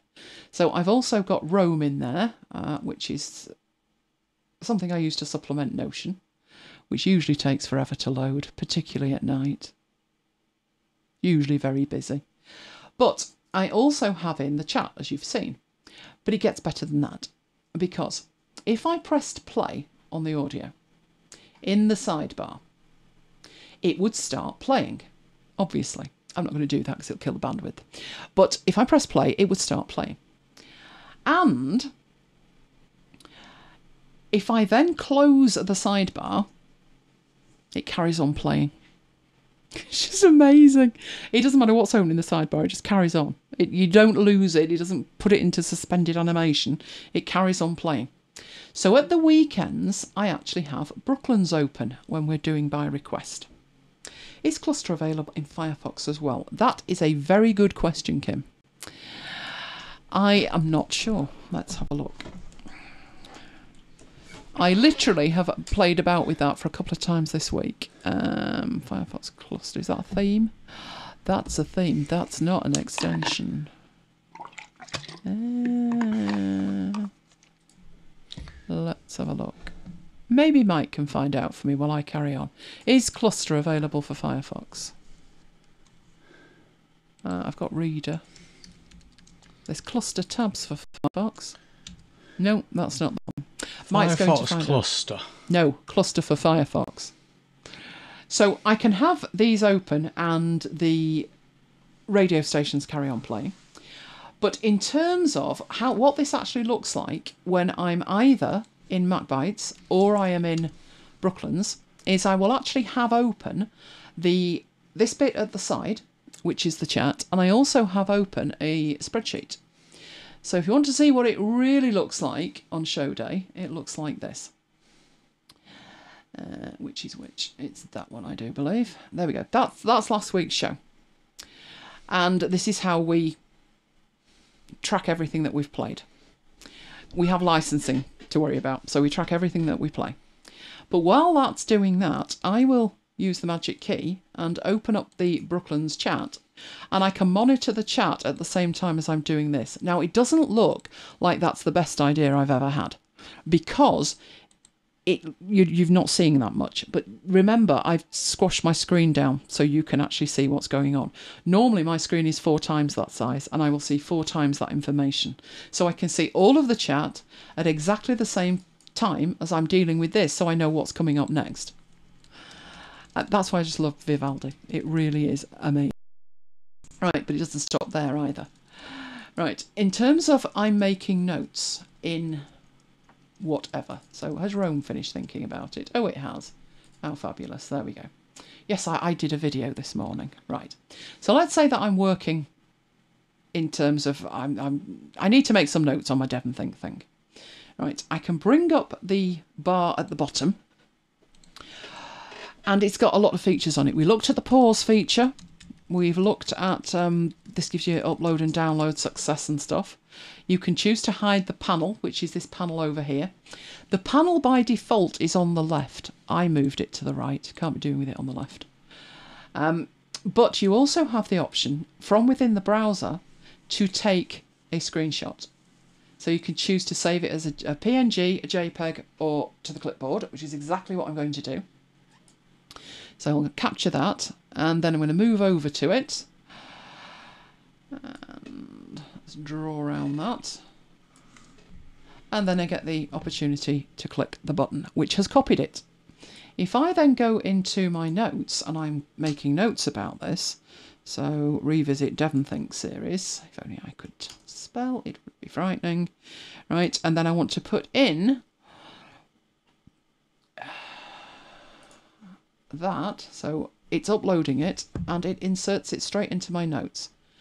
It's seamless. It doesn't matter if that is OneNote, which works in a browser, Evernote works in a browser, Roam works in a browser, Notion works in a browser. It doesn't matter where I'm putting it. The ability to take a quick screenshot and then just paste it in is just amazing. I think I've shown this one before, which is if I'm working on two things at once. So let's say these two things here. I can shift click to select consecutive tabs, or click the first one. Hang on. Yes, I think it's shift click. Yes, shift click to select consecutive. But if I want like two different ones, then it's the command key. Once I've got more than one selected, I can then decide how many I want to see at the same time. And now it looks like I've got three windows there. One of them is the sidebar though. So the one on the right is the sidebar. But I do have access to the multiple pages that I want to have open. And obviously that makes far more sense when you've got it much bigger than this is. But the principle holds good. A while ago they added in the ability, what was that one there? That's your page actions. But this one actually gives you a Pomodoro countdown, a break timer. You can set alarms. Fantastic when you work in full screen. If you are immersed and you want to go full screen, you can do that. Those features alone just... I want to work in Vivaldi, because once I'm in Vivaldi, I know everything that I need to support me doing what I need to do is actually there. One of the most amazing features, and I don't think I appreciated this at the beginning, probably because I wasn't extensively using Vivaldi, but I will get rid of the sidebar. We all know that sometimes we've seen a page and you can't for the life of you, as you go through your history, think what you would have to type in to find it. Right, you have in the window, tools, you have your history option. The default view for the history option is this, which is a month view, which shows you everything that you have opened. It's very difficult not to find something in here. So it shows you how many pages you've had open, how many views you've made, but not just by month. And you can scroll back. So there's August, there's July. Oh yes, lots of them. And you'll notice a lot are the same. Notion, Vivaldi, Amazon, Dropbox. A lot of them are actually the same. But I can see, for instance, if we look at this one from May, there's something there that I may have known was in May. And the reason that I might need to do some searching for it is purely because I look at it and I think, I've no idea what the place was called, but I know I talked to this guy and it was on a Saturday and he recommended his local newspaper, and it's there, ordlam.org. So as long as I know it was a Saturday in May, I can just quickly glance up and down it and I see everything I need to see there. You can also change that to a week view. So it goes from Monday through to Sunday. We're obviously on Friday right now. And I can scroll each of these independently to find whatever I was looking at. Obviously I can search as well. So if I wanted to search for... I'm trying to find something that won't bring back millions. Let's try it. No, that'd be this week, wouldn't it? Should we try calendar? That should filter down and show me my calendar. So I've logged in and I had an error on Zoom. All of these I've got the word calendar in. So the search works perfectly. You can go by day. So this is Friday. It's everything we've looked at today. You'll see I've been having problems with Evernote, don't ask. You can also see it in a list, which looks the same as the day. Go on. But it's completely scrollable. So it will scroll you back beyond just one day.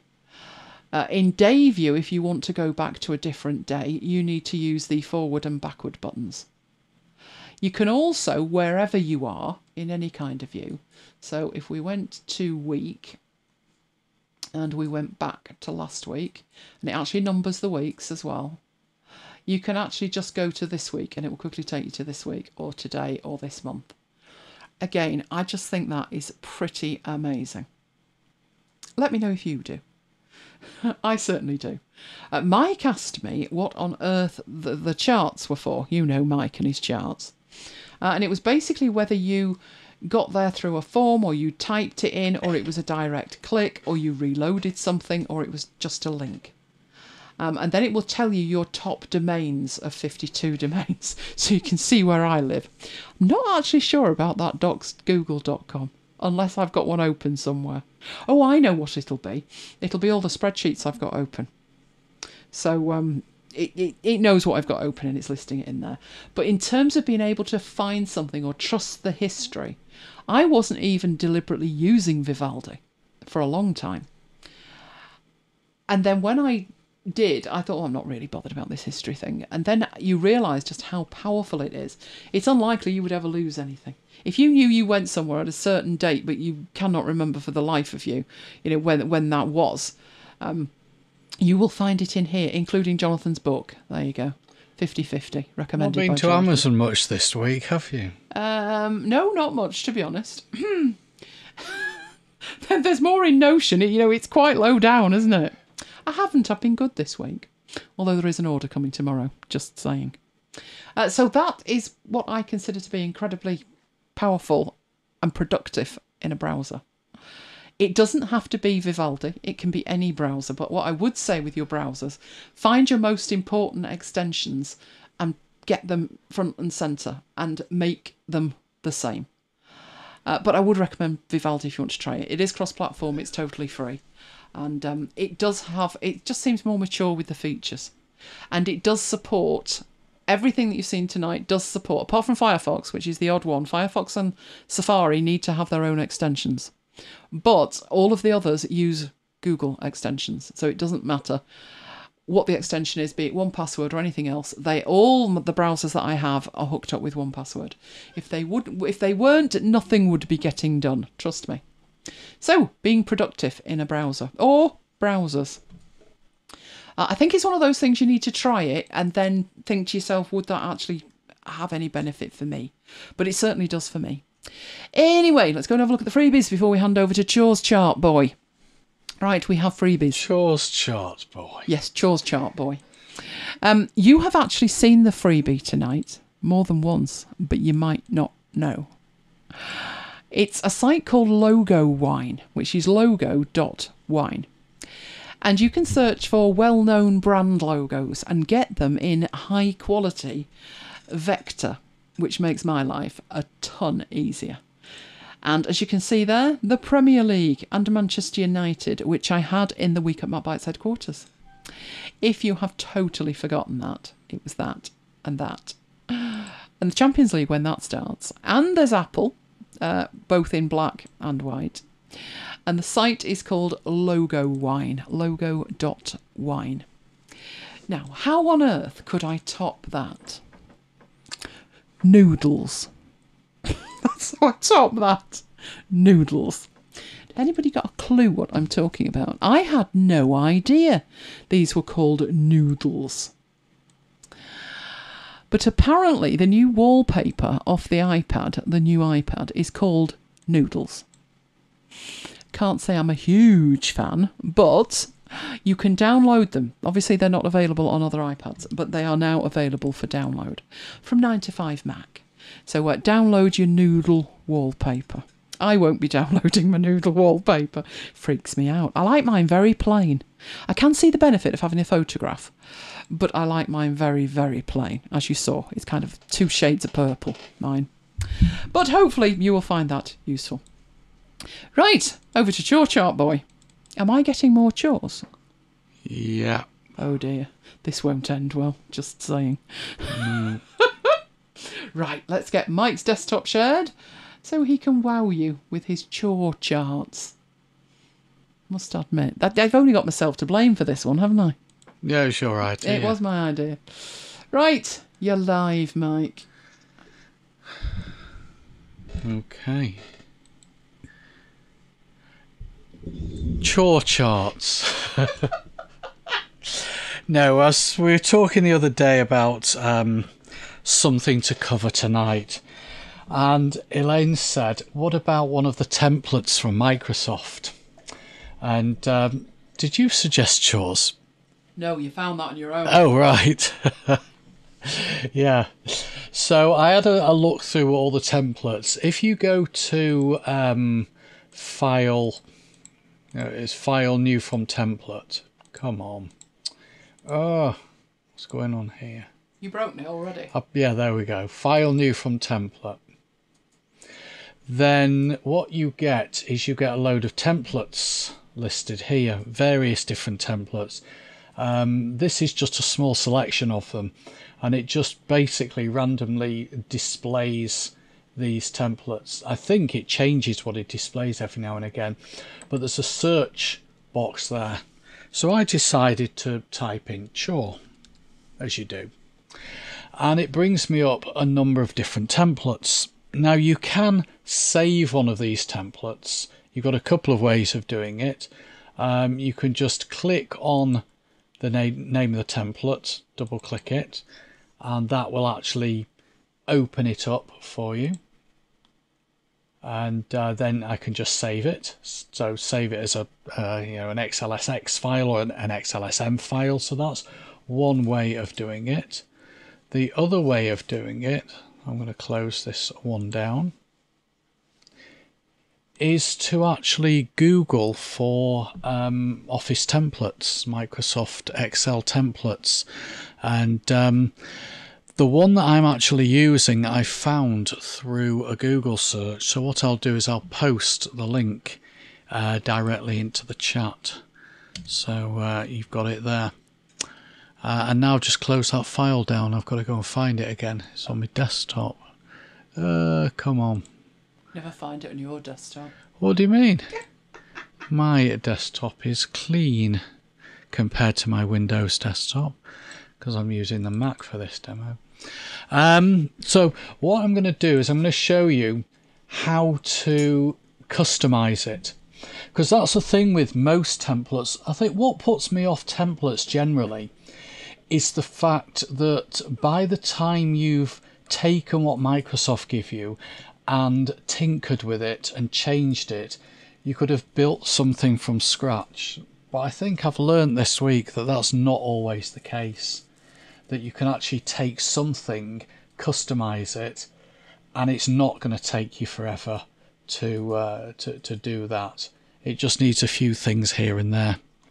So what I've already done is saved this as, I hope I've saved it as a Mac. Yes, I have saved it as a macro enabled file, because it asked me to enable the macros when I opened it. So when I downloaded it, all I did was did a file save as, make sure I saved it as a, not as a template, but as a macro enabled workbook. Just changed the file format, gave it a name, weekly chore, schedule, after hours demo, click save, and there we go. So this is my starting point. The first thing I'm going to do is I'm going to change the picture. Now, a couple of ways I can do that. One way would be to right click on the picture. There we go, select it first. Click change picture and click stock images. And I'm doing this because I want to show you that you've now got these stock images available in Excel. I think they're only available to Office 365 subscribers, but you can choose any of these images. I think they're also available in PowerPoint and Word. So it's quite handy having a load of stock images. Problem is, for this example, they're not the right size. So I'm going to cancel that. I just wanted to show you that feature is there. You can just use it, generally. But what I'm actually going to do is delete the image completely. And I'm going to add a text box instead. So, in fact, I've already got a text box there. That is in a text box. But I'm going to resize the text box, and I'm going to use an orange. It's not necessarily the MacBites orange, but that one will do. I also want to insert the logo, the MacBites logo, which I've got a copy of it. So insert picture from file, choose the MacBites logo, click on insert, and drag and drop it to where I want it. And this here, this is just text in the text box, so I'll change the colour of that text to white. So very easily customise the heading. The next thing to do is to change the colours of this area here. Now, this is a table. Actually, the whole lot's not a table. The table starts, I think, with those. Or is it the row below? It's the row below. So that's, that's half the fun of this, actually working out what Microsoft have done. And you can tell that that row there is not a table, because when you click into any of these cells, the table tab doesn't appear. But if you click into any of these cells here, the table tab does appear. And I'm going to change the colour of all of the cells in the table. Plus, if we add more chores, I've just spotted a chore for you. What?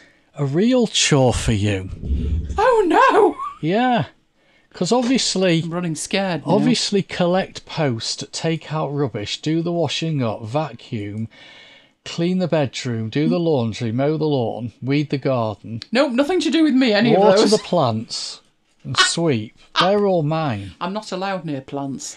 No. Don't have a good track record. I don't. Trim hedges. That's my that really is one of yours. That's my job. Yeah. This is because it involves a 4-foot hedge trimmer that you're not allowed near. And clean bathroom. That's one of yours. Is it? You're responsible for the bathroom. Is this news to you? That could explain a lot. Anyway. When did I get that one? You self-assigned. Did I? Yes. I must have been ill that day. You must. Doesn't count. Oh, okay. Doesn't count? No. What? Like when Jonathan falls asleep? Yes. That kind of doesn't count? Yes, that's right. Talking of which, is Johnny still awake? Of course he's still awake. Okay, then. He's been in training today. Okay, then. Yeah. What I'm going to do is I'm going to change the colour of the table cells here. Actually, before I do, you'll notice that we don't have the grid lines, and also we don't have the column letters and row numbers. And if you want to put those back, go to View and put the tick back on grid lines, although I would probably leave that off. That's not necessary. But I'm going to put the tick back on headings so that we can see the cell references. I'll probably turn it off when I'm done, but I think whilst I'm working on it, it's a good idea to see the cell references. So if I click into the table, I don't actually have to select all the cells. I'll just click into the table, go up to the table tab, and I can either choose one of these existing styles, or I can build my own. So I will go for a new style, click New Table Style, give the style a name, I'll call it MacBites, and I'm going to do an orange fill for the whole table. So I'm going to click Whole Table. This allows you to define different format settings for different parts of the table. But I'll do the whole table, I'll click Format, and fill, and choose the orange colour. Actually, I'll go for a lighter orange colour. If the beach ball stops beach balling. I saw the beach ball several times. Has it died on me? You killed it. I've killed it. Oh my god, they've killed Kenny. Oh my god, I've killed Excel. I could well have done. Oh no. Yeah.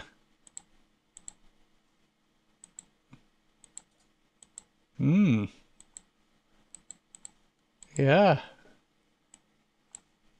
Yeah, I've killed Excel. That's a first, isn't it? It's usually me. I should have used the Windows version. Ah, you're trying to use the Mac version. This Either explains a lot. that, or I shouldn't have updated this afternoon. Oh, now you see, there you are, hoisted by your own petard. Oh, hang on. He only updated because I couldn't update. Neil's quite right. I need a new Mac. It's very, very, very poorly, my Mac. So I tried to update and it timed out repeatedly. And the fact that my Evernote isn't working either. So I said to Mike, can you update? And of course he could update, couldn't he? So now it's crashed. Yes, I want to continue from where I left off. Oh, there we go. Right. You know what we'll do? We'll save as we go, shall we? He said as the horse galloped off. Save. I actually want to save it as an XLSM file. Oh no, I can keep it as an XLSB file because that contains VBA as well. Right. Obviously, because it's recovered. No, let's save it as an XLSM file. Because it's recovered it, it initially saved it as an XLSB file. Right, should we try that again? So go to table, click on new table style. Thing is, I've done this once and it did work. Albeit before I updated this afternoon. Oh, the incredulity in your voice. Right, cross your fingers, everybody.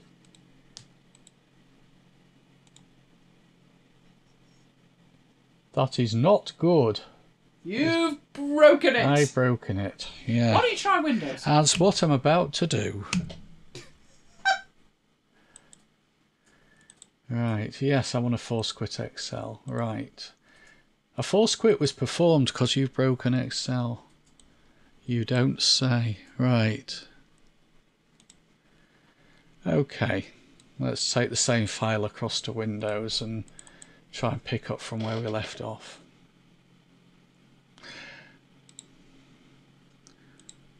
Okie dokie. So let's try this again.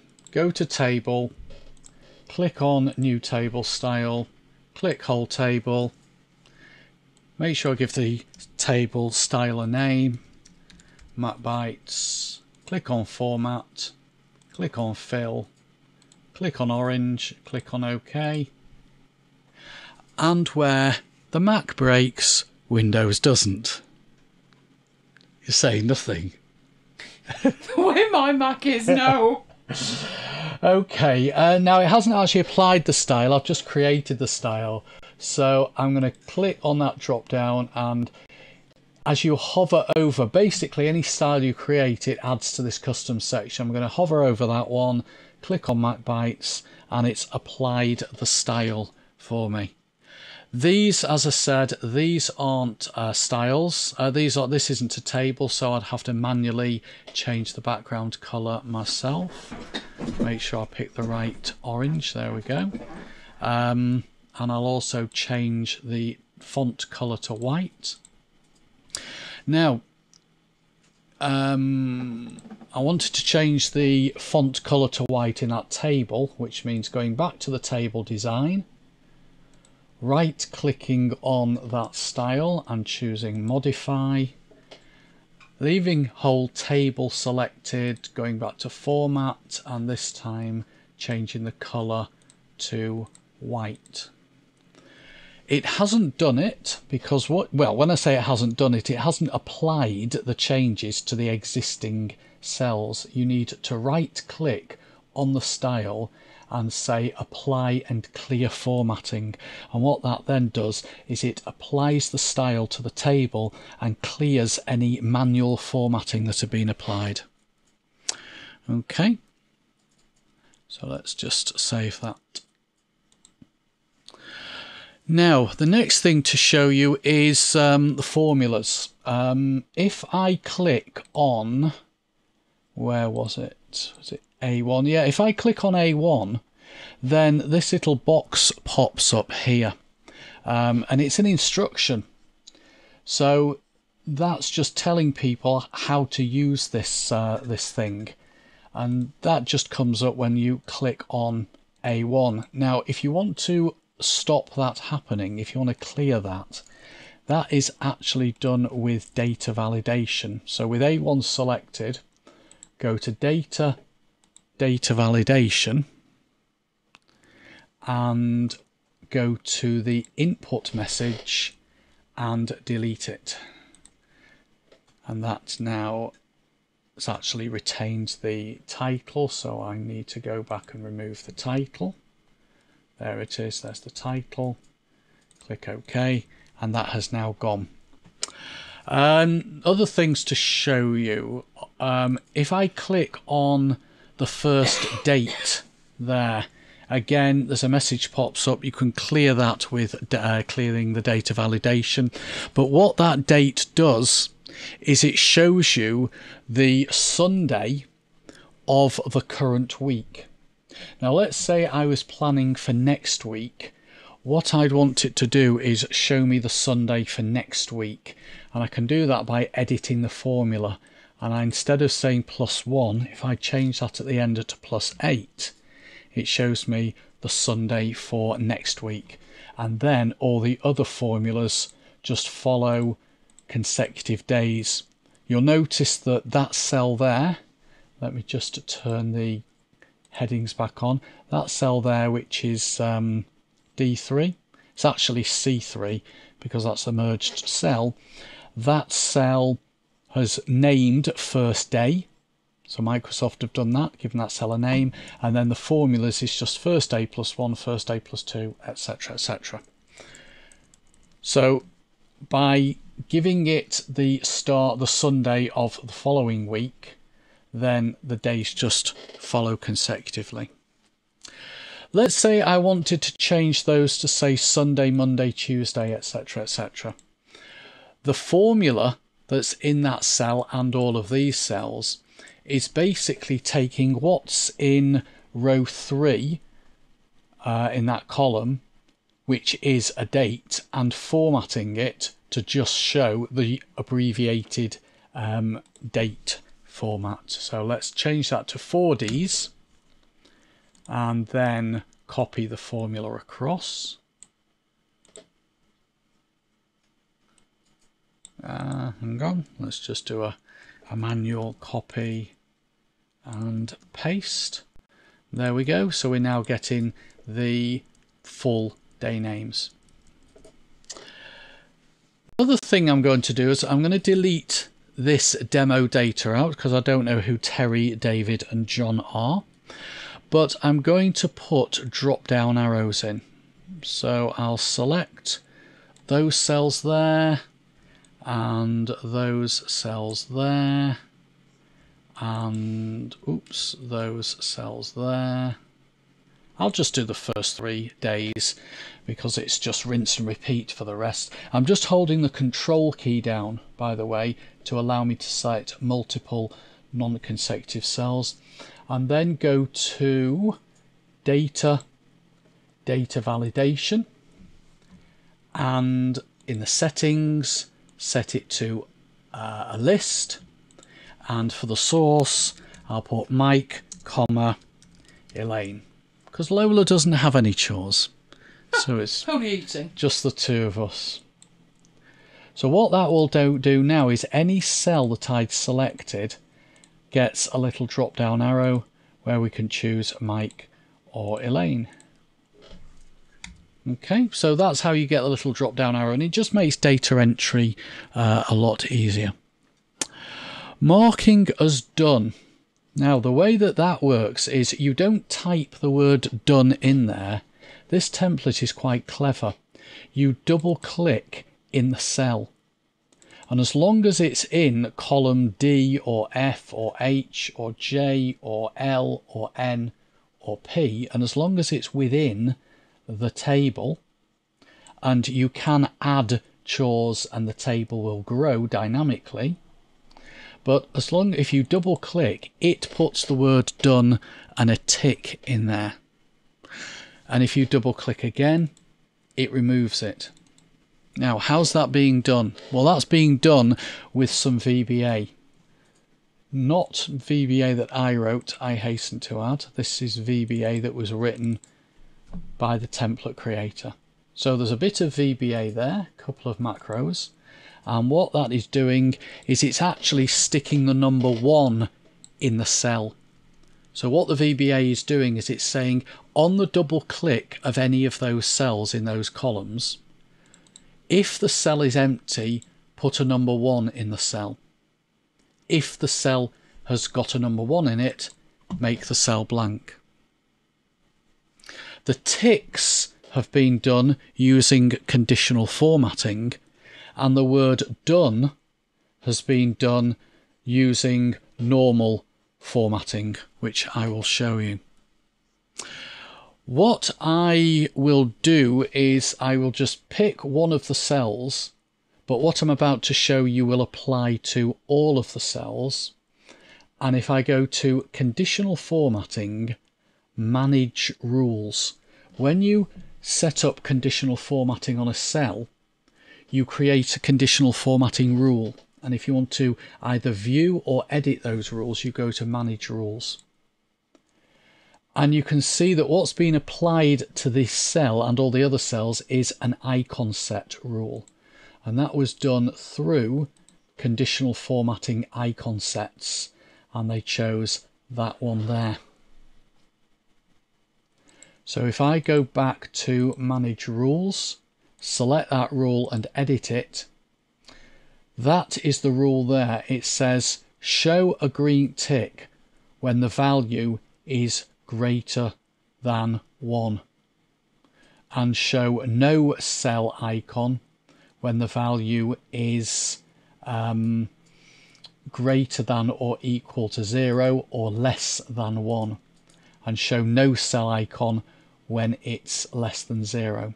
But that's the critical one there. Show the green tick when the value is 1 or more. Well, the value that goes in these cells will never be more than 1 because it's being automated by the double click. I know you can type a number in there, but you know, nobody ever would type a number in there. It's being generated automatically by the by the VBA to put a 1 in there. So it will always either be blank or 1. So as long as the value is 1 or more, well, it's never going to be more, put a green tick in there. So that is how the tick is appearing. But how is the word done appearing? Well, if I click on the cell, and again it can apply to any of these cells, and I go to the number section of the home tab, you'll notice that that cell has got custom formatting set on it. So I will click on the drop down. Initially it had general format, but when they set the formatting up, they clicked the drop down, went to more number formats, clicked on custom and typed that into the box at the top. Now you may remember in the past I've done something similar. I did 3 semicolons, and the 3 semicolons mean hide the cell contents. Well, basically you've got 4 sections. When you do a custom format, you've got 4 sections. The first section is what to display in the cell if the number is positive. Well, the number is 1, isn't it? The second one is what to display in the cell if it's a negative number. The third one is what to display in the cell if it's 0, and the fourth one is what to display in the cell if it's text. Well, we want to display nothing if it's positive, so I'll delete that out and click on OK. And there we've got nothing displayed. So double click displays nothing, double click again displays a tick.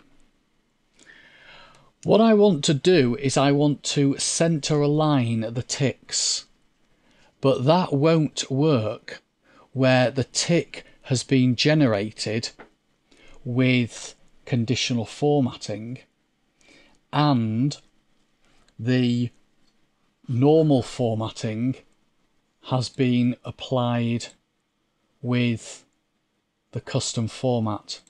Okay, if you do it that way, then it can't center align it. The only way to center align the icons is to go and edit the conditional formatting rule and tick the box that says show icon only. If you tick that box, it will only show the icon, and any cells that have been marked as center align are now centered. Okay, so that is how to take a template that's been created by Microsoft and customize it to your own requirements. I'm sure there's plenty of other customizations you can make, but those are the main things. And the last thing to do really is just to put my name against most of these. But I'll give you a couple of chores. Oh, thank you. I'll give you the trim hedges and I'll give you the clean bathroom. When you say trim the hedges, you mean kind of fight your way through like a forest, don't you? That's the one. Yeah. Yeah. Well, I would have done it, but it was raining. Yeah. Oh, let me just check the weather for the weekend. Do I get away with it again? Okay. Don't think we have any questions by the look of it. Oh, no. No. Sunshine on Sunday. You've been chatting amongst yourselves. Kim breaks her Mac every day. Join the club, Kim. Not as badly as I do. Should see my Evernote debacle. All right. I'm going to pass back to you. I think I've really killed Evernote this time. Well, I've really killed Excel. Yes, you're going to have to fix that now. Maybe it was just as well that that didn't update for me. Right, let's get back to my desktop. Which is... Do you think Jonathan's nodded off to your soothing voice? He's been very quiet. Don't disturb him. Klaxon for Isaacs. I think he's still awake. I reckon so. Right, that isn't going to do, is it? Okay, where do I need to be? I need to be there. There you go, there's a question. Will that be easy to create in numbers? I don't know. You're the numbers person. Oh, right, me. Okay, let's have a look at it next week. I can try next week. Yeah, have a look at it next week. I will hold your hand through the trauma that is using numbers. Numbers is beautiful. It's not that The thing is, powerful. I can't update, so it'll have to be on an old version of numbers. Oh, that's the point. Which might be more stable than the latest version of Excel. Because that went so well, didn't it, Mike? Have you noticed? No, Jonathan. Just saying. We'll see how that goes. Right, okay, project number 13. We're going to create a style guide. We're going to do it in Affinity Publisher. In terms of choices as to what you should actually be doing or not, Affinity Publisher, Affinity Designer, depends where you're thinking of putting the style guide, which might sound rather strange, but do you want printed output? Do you want PDF output? Do you want it available on a website? Do you want somebody to be able to download it as images and look at it, download it as PDFs and read it? So there's lots to think about. Affinity Publisher will give you the best option in terms of text and managing multiple pages. But if you only have Affinity Designer, not an issue. You could do pretty much everything we're going to do in Affinity Designer, with the single exception of anything to do with InDesign. But other than that, you will be good to go. Right, so first thing, do we start from scratch? It's an option, but you know I use Envato Elements quite a bit, and it's always good to have a look at what's available, either free or via a service like Envato Elements, just to see if you're on the right track, give you ideas. You might decide that your style guide isn't going to look anything like that, but it's just a starting point. So I searched for style guide and I picked out these. So this is a brand guideline document. Now, obviously, I'm using Affinity Publisher, and this is going to be, when we look at it, InDesign. And we know that Affinity Publisher cannot open INDD files, but it can open InDesign markup language files, which is an IDML. So when you look at the information in here, don't just look at the fact that the file types is InDesign. Actually, look at the details. And this one comes in InDesign, IDML, which Affinity Publisher can open. Right, I quite like that one. Colours are off, but I quite like that one. It had the kind of stuff in that I wanted to include. And I thought if we swap the red for the orange, that could look quite nice. So that was a possibility. Then I needed to think about, well, this one's a one-page guide. Now, A style guide, when you're putting a style guide together, the first thing is, who's the audience for this style guide? Because if it's you, you might actually benefit from having one like that that's incredibly brief, that it only has the absolute basics on it. If you compare that one with something like this one, this is very much an external facing document. So that's your first decision. You know, what type of style guide are you creating? I also looked at this one because another thing to think about is, if you go down the route of having it as a PDF, how do you think people will be consuming it? Because portrait's better for phones, landscape's better for computers. So that, again, is something to think about. I don't think it would make that much difference in terms of creating it. So it isn't... We had textbooks when I was at university, and the textbooks were portrait. But no, the textbooks were landscape, that's right. And the logic was, just like this is separated in here into this half of the page and then that half of the page, so were our textbooks. We had a huge gap on that bit there. This was blank and that was blank, and the idea was that we would make our notes there. In terms of a style guide, think about what stuff you need to put in it and what would actually look good. But I think the overall thing is, how are you intending to use it? If you want to use it opened up in a PDF editor on your desktop where you can go from page to page, maybe landscape would be better. You could always do both. If it wasn't that tricky, you could do both. I then found this minimal A5 version, so a very, very brief version. Again, it might not need more than that if it's just for in-house use. It depends. And I found two more. Does external facing document means it's not like a trifold brochure? In what context are we looking at that? Was that something that was on the screen? Let me know. This one I actually thought was very similar to the red one, just with different colours, but not far off. In fact, we look at it, it's from the same people, because it says @company on it. So from the same people, clearly. This one's just more Instagrammable, isn't it? It's got that kind of Instagram look with it, but I prefer the other one. And then there was a brand manual as well that I found. So these were just literally a handful, just to give me some idea of, like, well, what do you want it to look like? It's probably going to be more for internal use, but with a view to creating something that's valuable and quite pretty, and you may put it on the website, then I thought I'd probably start from one of these. And the one that appealed to me was that one with lots of changes. Okay, so I downloaded these things. The next step, obviously, to get them open in Affinity Publisher. So I think I colour-coded them. Downloaded them not that long ago. Here we go. So I had two that were possibles, but the one that I thought was the best one was this one. So this is the kind of thing you get when you do download that. So we have a help file, which is very, very pretty.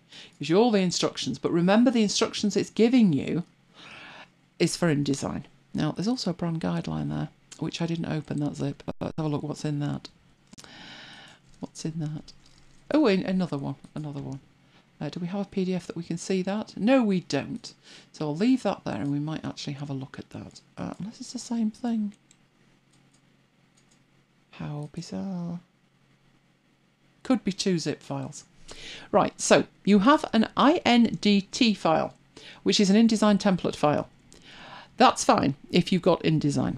I have got InDesign, so if I open that up and show you what you get, not that I like using InDesign, it's hideous.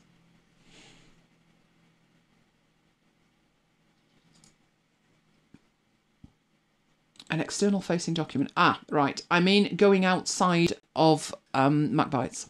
So if I'm sending that somewhere. So am I putting it on the website for people to download it? Am I giving it to partners, vendors, something like that? External to our work, in which case it's going to have to look prettier, more professional than we would necessarily need it. So we could probably get by with a Notion page with just some colour codes on it, what fonts we use and any guidelines we use. That might do for us, but if you need this to pass out to anybody else, then you need something that looks better than that. So this is what it looks like when you open it in InDesign as a template. And it will create a new file. So the fact that it's a template, like any other application, you get a file that is called untitled. So a template means when you open it, you're not going to make any changes to that original template. You've got an instance of that template. Now, I don't know about you, but the interface of InDesign leaves me stone cold. It really does. We do have a lot of pages in this, which is helpfully opened off screen. So many, in fact, that I'm going to have to take it off screen and resize it. It won't even let me resize it. Not helpful. Right, it's now scaled. So can we see it all now? We can. So there's a lot of pages in there. They are facing pages, so we're used to seeing that in Affinity Publisher. Although we do have some weirdness going on here, that it finishes on 18 and then starts again at 1. So I'm not quite sure what all that is about, but that is what is in the file. So we're hoping, when we get that open in Affinity Publisher, that we have some kind of fidelity to that. So that was it in InDesign. No, we don't save the changes. The next file is an InDesign file. It's not a template, it's actually an InDesign file. But that cannot be opened with Affinity Publisher. If you only have an InDesign file, an INDD, then the way to do it is to open it up in InDesign and then export it as an IDML.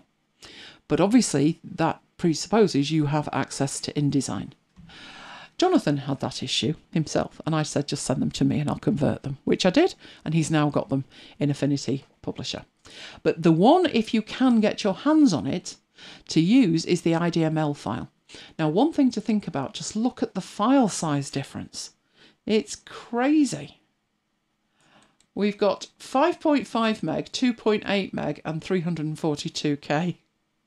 So it's much smaller if it's an IDML file. But let's see how well it will open up. Now, I'm not sure how come I've still got InDesign 2019 on there, because I'm pretty sure I shouldn't have.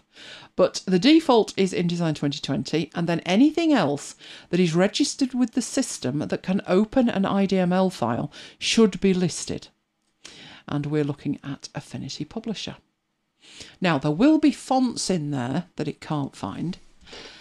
They would be available via, now this isn't actually complaining, apart from Minion Pro. Minion Pro's missing, but other than that, it's fine.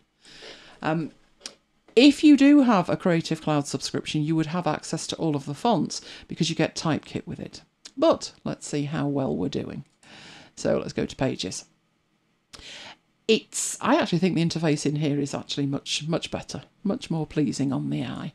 But let's see what we've got. So clearly the fact the font's missing is giving us much smaller text on the home page, but the basics are there.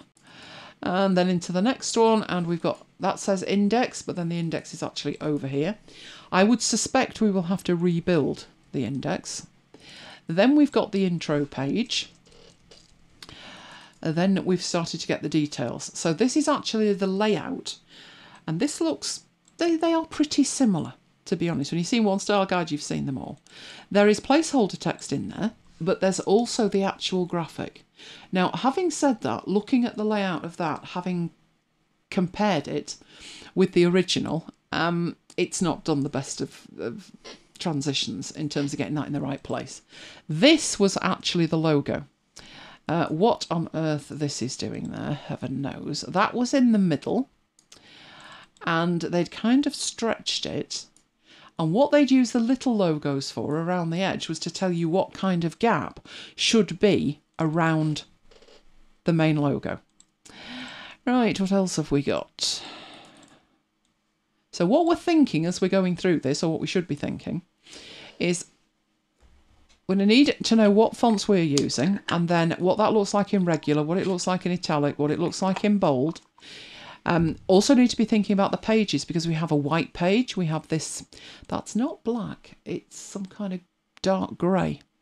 But we've also got the, in this case, red, which I would prefer to be orange. Thinking in terms of templates, masters, what can we do with them? And let's just go through the rest. So we've got the colours that we need to include.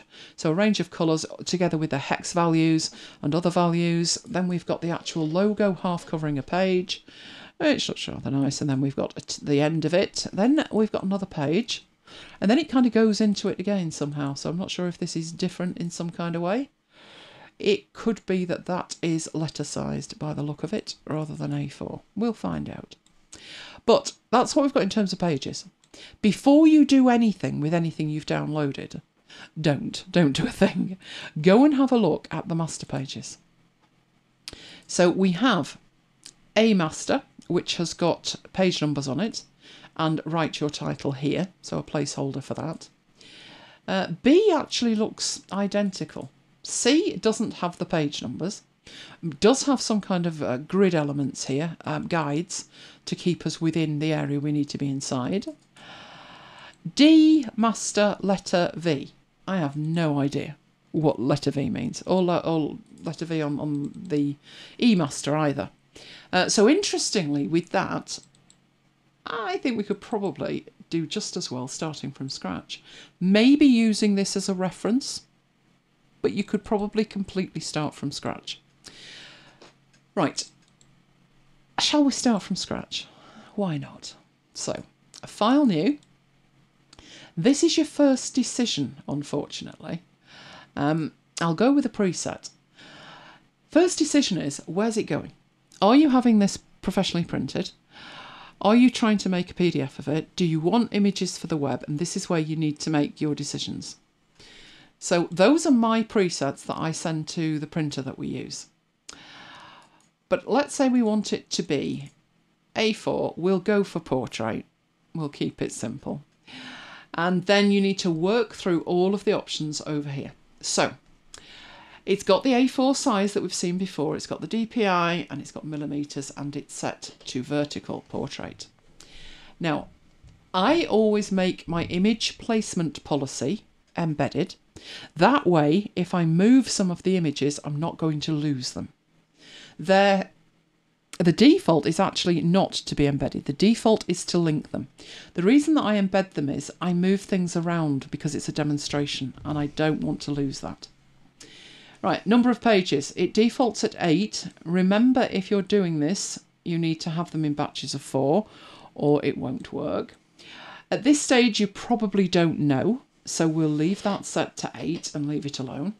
A default master is going to apply to every page, unless we apply something different, which I will leave that set onto.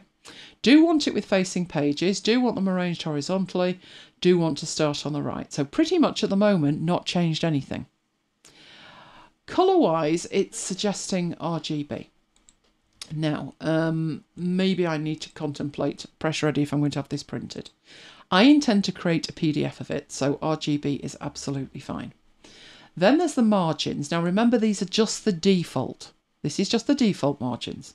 And I don't need them anything like that big because I'm not actually having them printed. But I will include the margins. I'm going to put the link on because I want them to be 10 millimeters. Then take the link off because I want the bottom to be 15 so I can put the page number on. And the bleed is going to be 3 millimeters just in case I decide I want to send it out to print. And that's it. Good to go. So I'll create it. And we're ready to create it. So what we're looking at here is the first master, this being master A. That's going to be the default that applies to everything unless something else applies. Now we're definitely going to need more in the way of masters because we want one that's black or very, very dark grey, kind of bordering on a kind of grey brown. And then we want the orange one. So we're definitely going to need that. Some of the pages, like the orange one, may always be on the left, or it might not. So, can always create extra masters. And we'll have this one as, in fact, let's start giving them names. So let's call that orange. We do want it facing, set to the dimensions of the page. It is for print, it's A4. So basically everything is the same. It uses what you've just specified as the default, and that's what it will use unless you change it. So we will add that in. And then we need to think about what we're going to do in terms of getting orange on there. One of the easiest ways is just to stick a rectangle on it that way, and I'm taking it out into the bleed, and we can take that right across. That way it's really easy to change, and then all I need to do is to find the right orange, which I will do at some point, but at the moment we think we have an orange in there. Do we not have an orange? We do. There we go. That looks a bit lurid, doesn't it? Looks all right on the MacBite stuff though. So there's the orange one. Now, because we want another colour, a complementary darker colour, and we've already got this block in the background with colour, it's probably going to be much faster to go into here and duplicate it. So now we want this one, but we want to change it to a different colour. Now, we do have a brown, but that's horrible. That's not what we're looking for at all. So we would want it much darker. Much, much darker. Virtually black. In fact, I'd be tempted to look at it and think, what does it look like in black? Now, the thing with black is it's very difficult to work with. It doesn't print well, and it can be just that little bit too harsh. So sometimes I would choose a very, very, very dark brown, which you might look at and say, you know, it doesn't look any different. But actually, it is. But all of this can be changed later. So we can fix that if we want to. I think we might want to be somewhere around here. Something like that, maybe. Maybe a bit nearer the red. Something like that. So we'll see how that looks, and if it doesn't look right, then we'll sort it out. Okay, we need in here spread properties to change that from orange to black. Let's say blackish brown. I used to use mascara, you know, that wasn't black. It was black brown. The black, and I looked like Alice Cooper, but the brown, and it didn't work. It didn't look quite so bad. Right, blackish brown. And you can create as many of those as you would like. So are there any other ones that we might need? Well, looking at this orange one, I'm thinking yes, can think of something for that. Is there any way to change the default settings for the images from linked to embedded as the default? Yes, there is, and I've already done it, which is why it does that. So in here somewhere, never can remember which bit. And there's a million of these, so can we search for it? Oh, you're saying it's in there. Okay, it's linked in here. Oh, I don't see linked. There is, it's in here somewhere. I'd have thought general myself. I would have thought general. It's in there somewhere. Do a quick search for it. If you want to change your mind after you've created the document, then you need to go into the document setup, and it's there right in front of you. But I changed mine to be embedded. I might actually have done that in the template settings though. No, it's in the settings somewhere. I just can't remember where at this moment. But that's what you do if you want to change it after. You've also, don't forget, got your manager, your resource manager. And you can fiddle around in here as well. So once you've got resources in here, it will be, you can click the resource, use the locate in document to find it. You can update it if it's linked and somebody has updated it outside. You can replace it, you can make it linked. You can collect them all together and you can show them in the Finder as well if they're linked. So this will enable you, that's a full manager to enable you to manage them. But I always set it to embedded purely because I move things around on my hard drive all the time. The downside of doing embedded is that the file is going to be much, much bigger. But the benefit of that is you won't lose anything. And if you create it the way I've done, which is embedded, and then you decide you want it linked, you can go to document setup and then say linked. Then use the resource manager and take the embedded images that you've got and assets and externalize them. and it will then put them in a folder, and then so you can have it the best of both worlds and change your mind every 5 minutes if you want. It is in the settings though somewhere. So I did that. Right, so with this orange one, I'm thinking both the orange one and the blackish brown one have scope for some branding on it. So if we duplicate that and then go into the properties of that, so we'll have it orange, but we'll have it orange with waves. And then we need the waves, and the waves, make sure I'm on the right page, which is the waves one. The waves are part of the assets. So this bit we looked at last time, which is I already have the assets. You saw me import them, export them, then I deleted the whole lot, then I re-imported them. And I said the best thing you could do every time you make a change to a group of assets, so an asset collection, export them and put them in the cloud. Make sure you have a backup of them. But it's the waves that I am looking for. And I want to put the waves across the page like that. So let's have that going up to there and take that across there and have it sort of matching up somehow. But they don't have to match properly. I don't intend to use this in a two-page spread. It would probably be too much. Another option would be to actually scale this. This is vector, so you could scale it across the page. So that would be another option. So take it down. Even have that hanging off the page, so it's kind of decorative at the bottom like that. So we'll leave it like that. Right, I'm going to copy that, and then in my pages, oh, it's having a moment, that reminds me, better save it just in case. Right, let's have style guide. Right, duplicate the blackish brown one and go into the settings of that. So spread properties and change it from blackish brown to blackish brown waves. Now, all of this work is like, you might think, oh, but once it's done, and it makes the rest of the work a whole lot easier. I would probably then in here, let's go to spread properties and master A. That's the default one. So I'm actually going to call that default because that's what's applying right now. But I will then duplicate it, so I've got a white page, but this one, I'll change the properties of that to white waves. So we have white and waves. And then go into it and put the waves on it. Right, so we've got white pages, which is the default. We've got the white waves, we've got the brown page, we've got the waves, so we've got the orange and more waves. Will we need any more than that? We might do, but we can create those as and when we need them, if we do need them. Right, so we'll fold up that and then get back to pages. You can see at the moment we actually have the default on here. Right, so at that stage we could start having a play around with what we actually want the cover to look like. And this is quite meta, because obviously you want the brand guidelines or style guide to match the styles that are in the style guide, if you're with me. So, front cover, we would probably want that. In fact, we'd have a play around. I think white is too harsh.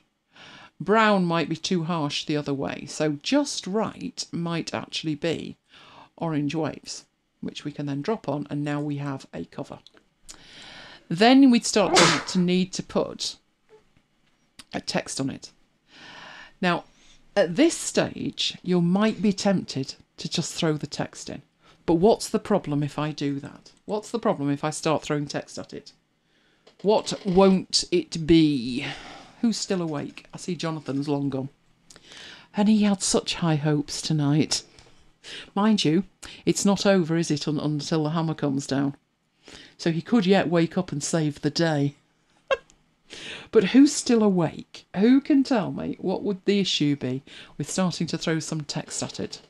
So it would be, in this case, probably this type of text, and put that on there like that. And this one would be something like MacBites brand guidelines. Can I spell guidelines? Right, that would probably need to be smaller as well. In fact, straight away, I can tell you that there is an almighty problem with that. It's master page. No, this is actually on the front cover. We're on page 1 here. So the main issue with it at this stage is you put that on there and I look at it and I think, that's Arial. That's not the right text. The font, the MacBites font, is Myriad Pro. So I convert that to Myriad Pro. That's looking much better. And that one I might decide but actually it's not bold. So I would probably choose to make that bigger. So have that something like 96 and then take this down to 64. Right, that doesn't look bad at all. Right, the issue is I've manually formatted that, which means naughty, naughty me. Later on throughout the entire style guide, you need a style. That's why it's called a style guide, although I've put brand guidelines because the other one says brand guidelines. But just something to think about, what styles are you going to want? Now, if I'm going to stick to that font all the way through it, then that font should become the base font. But actually, I think for the text, I'd probably use Avenir. So my base font should probably be Avenir. So what I mean by that is if I add a text frame and I want to put some text in it. So if we go to text and we put in filler text, insert, I think. Filler text. Right, I've got some text to play with. What do I actually want that to look like? And that is Arial at the moment. Size-wise, it's not actually bad. It's 12 points. Although, what you have to think about is your output. And if your output's a PDF and they're looking at it on a screen, would it be better fractionally bigger? So that's something to think about. Let's have a look what 13 looks like, or 14. I actually think let's split the difference and go for 13. But at this point, if that's going to form the basis of the majority of your text, then you need to be thinking in terms of not just formatting it, but creating some styles. At this point, I tend to walk away from the computer and I tend to pick up a piece of paper and a pen, old style. Sometimes an Apple Pencil and Notability. And what I'm looking to do is to create a tree of styles. And always at the top of the tree of styles, you'll find the base style. So we first of all need to find the text styles. And because my window is so squashed, I have no idea where that is at the moment. So I will go into View, down to Studio, and look for text styles. And they're not actually showing at all, so it's not just me going crazy. Right, these are my text styles for this particular document. Now, I said File New, and I went through the configuration. So I'm getting the absolute default. I'm getting default styles in terms of the names of the styles, and I'm also getting default in terms of what they look like. And this is not styled at all. It says no style on it. But I'm interested in changing the base style. I want to edit that base style. This is the absolute top of the tree. So font-wise, I want that to be Avenir, because most of my text in here is going to be Avenir. So it makes sense to start with Avenir as the base style, and I wanted it to be 13 points, and then have everything else being an exception to that down the style tree. Right. So that's my basis, my base style. But it still has no style applied. So although I made that, I edited the base style, that did not ripple through to this, because this has no style at all. But if we look at the body style, click on it, it's Avenir. It's 12, it shouldn't be 12. But the body style is probably overriding the base style for size. And this is why you take a step away, leave the keyboard alone and start thinking, because otherwise you're going to get into a heck of a mess in here. So I want my body style to be 13. So I'm going to go into it and edit the body style. But instead of going in and saying 13, so don't just choose 13 down here. If it's the same as the base style, then in the drop down choose no change. and click OK. And now when we look at it, that is 13 points up there. Now, why did I say to make it no change rather than actually giving it a size? This is the reason why. If I decide that that's too small, and I go back and I edit my base style, and I think, well, what would it look like if it was really huge, like 20?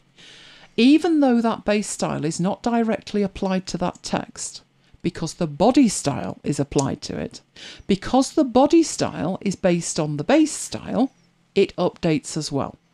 If you'd manually said the body style should be 13, wouldn't update. And that means you've got to go through all of your styles and change each one manually. It's a nightmare. So that was 13. It's not bad. Is 14 any better? No, I think I'll stick with 13 because we're going to put some huge headings in here. But just showing you, don't set it to an actual number if what you're going to set it to is the same as the style it's based on. Okay. I haven't created a style. Paul's so on the ball, isn't he? I hadn't created a style, Paul, but I am doing now. I'm working through the entire style tree right now. Okay, now the thing on the front page here, this text, this is a totally different font and size to the base style.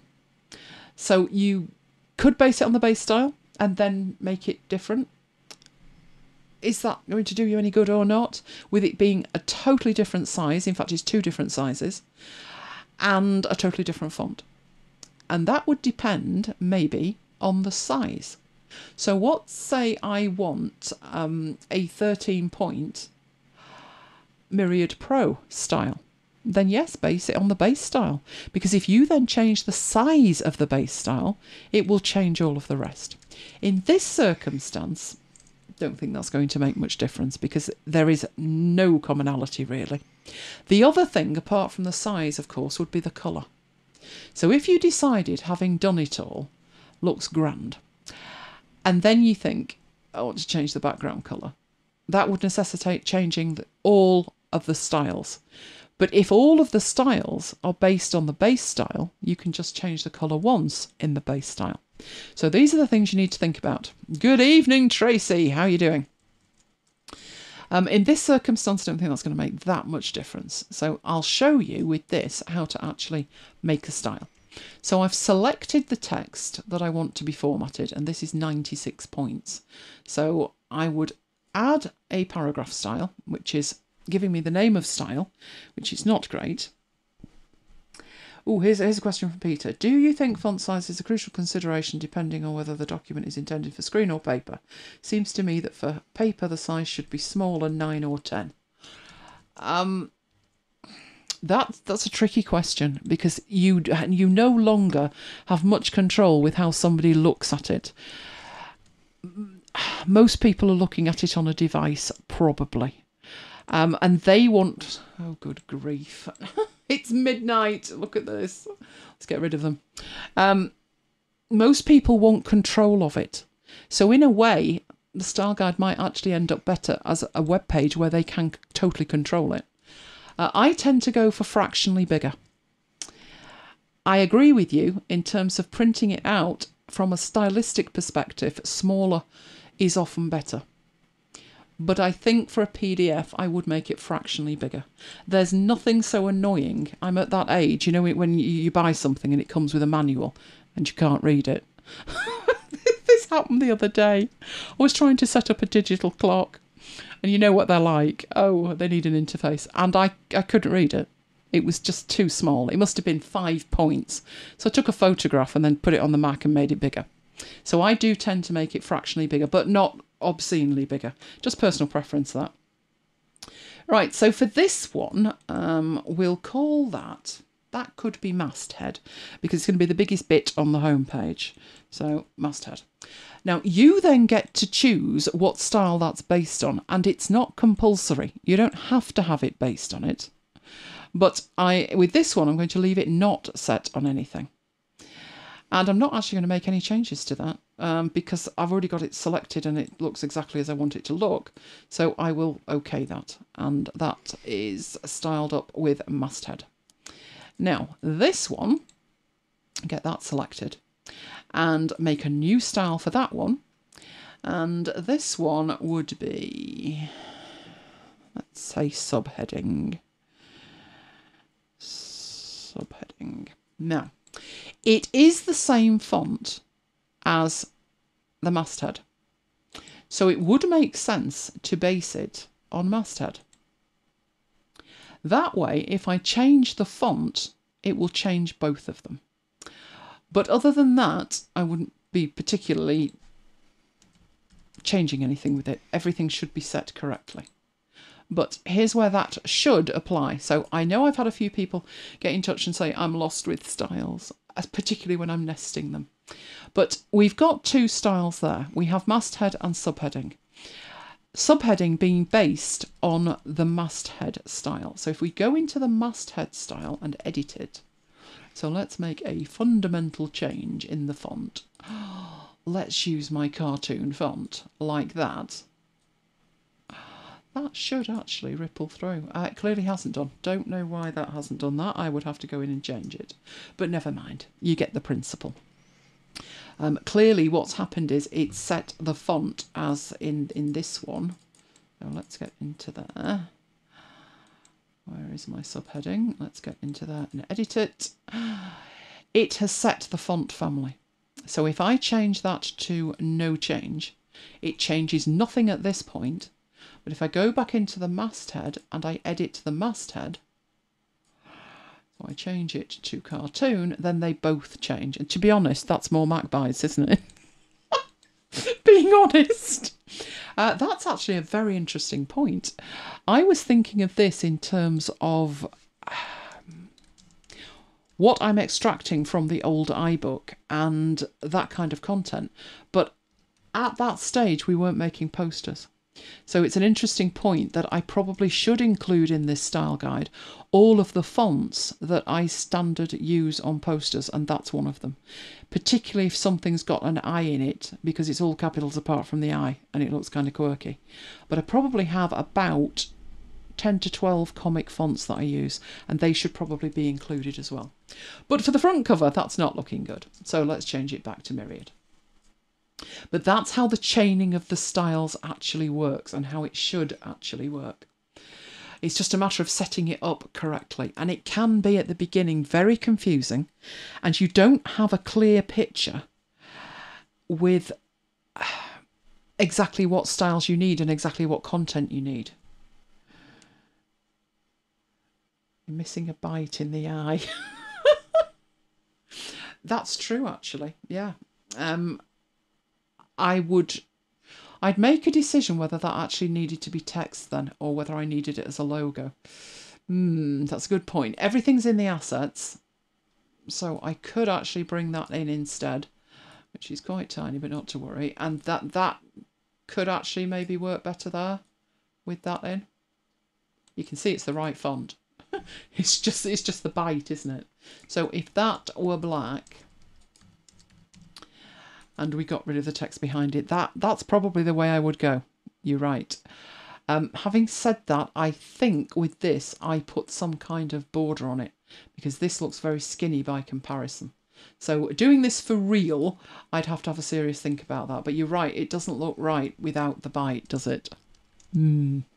There's something to contemplate while I'm doing it in the week. But we have a front cover at this point. Right, we've got our base font. Really then it's a case of looking at it and thinking, well, what else will you need as you go through it? So just to show you what we were working from originally. Front cover, not bad. Not bad, getting there. But just look how big these are. So can we see one? Yep. Just look how big they are. There's lots and lots of empty space in this to draw your attention to it. So we're going to need a style that's actually quite large. And looking at that font actually does look like a very big Avenir. So there's something to consider. If we wanted that over this side, we put that in. No, I want to draw it out like that. Now let's say over here we want index. Right, again it's defaulted to no style at all. So up here we've got no style. It's obviously far bigger than the base style.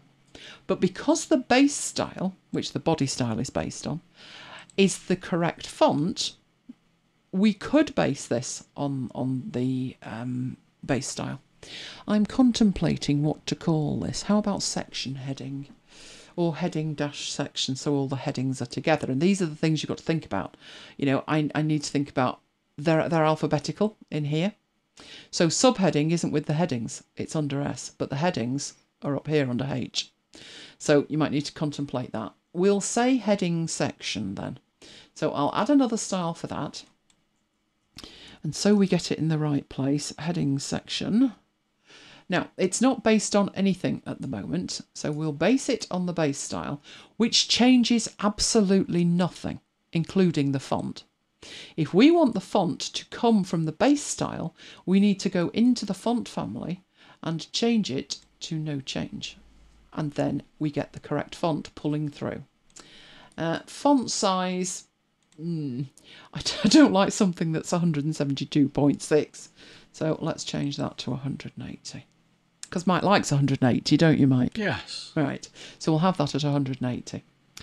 And we could do other things with that. Looking at that, there's a slight line above it. So one of the things you can do in the styles, in addition to things like fonts and colours and sizes and stuff like that, you actually have decorations. So let's say we wanted a decoration on the left. So we will add in a decoration. We'll go for that one. And you can see we are getting a decoration in there. Can I zoom in with that open? Doesn't look like I can. But we're getting a decoration in there.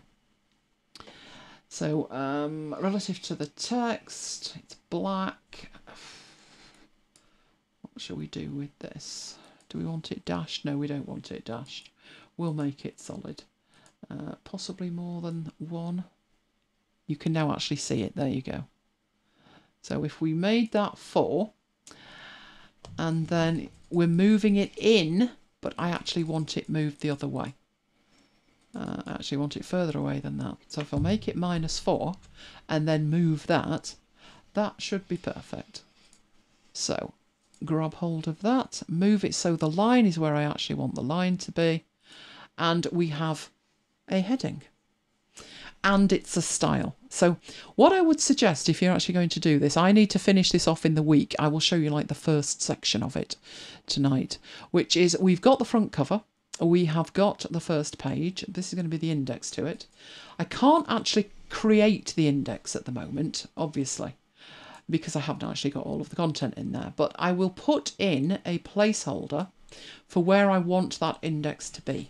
So that's actually going to be in there, and I would probably scoot that in a bit as well. So maybe we'll get that 135. That looks about right. So when I can create the index, then I will. I might be, at this point, this is based on the default one, so I need to think about things like page numbers as well. I might be thinking, how many pages will I have that will have logos on them? And if it's more than one, I would put things in the master page. If it's not more than one, then I can just actually put it on the page. So if I decide I would rather like the MacBites thing up here in black, then I can actually just put that on the page and then put it where it needs to be, like that. But that belongs on the master if it's going on more than one page. If it's not going on more than one page, that's fine. Now, that's the index. What I now need to think about is, what do I want the inside pages to look like? And it would make sense that they use the same width as the text that we have in this block here. So I could just copy that and in the pages, start laying out the pages. So I want one there, and I would like that over there, if that's a double page. But remember, most of my pages weren't going to look like that.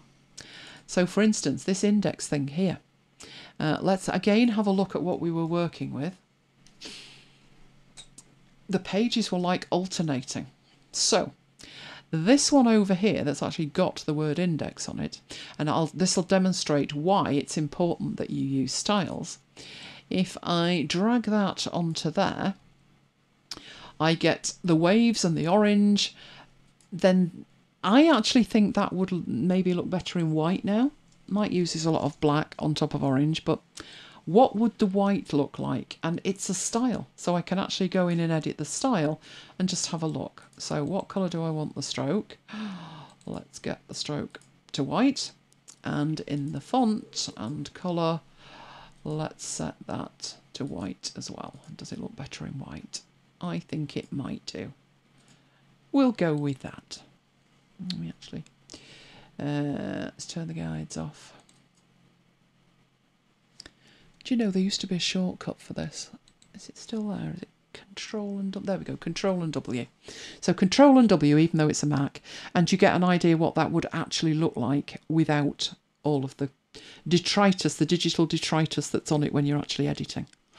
And all of that has come from the master pages we created, styles that we created. So anything that we want to change now becomes much easier.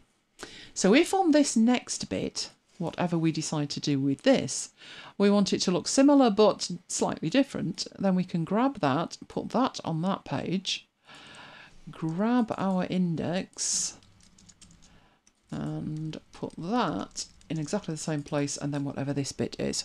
So if we wanted to put the brand, which will probably go on 2 lines, which is not good, I'll put brand instead. There we go. Notice I'm not using capitals at the beginning either. But it's then that fast to start putting the rest of it together. So what I will need to collate with this is all of the stuff that we already have, which you've seen. Oh, I've got a very good starting point. I've got lots of assets in here. So for instance, if we wanted a page where we're discussing the actual MacBites logo, go back to the pages and pick a new page. Grab the asset, which is actually the logo there. Make that black. Put it in at a certain size. And then put some explanation around it. So one thing would be the spacing. A lot of these brand guidelines put in things like don't put it in italics and don't use colours other than X and Y and Z, which is probably a good idea. I know YouTube do that, and YouTube tell you exactly what kind of red you can use. And you can't put your logo with it or their logo with your logo, and you can't use italic font, you name it, it's in there. So you talk about sizes, you would then use the logo itself, so duplicate the logo itself.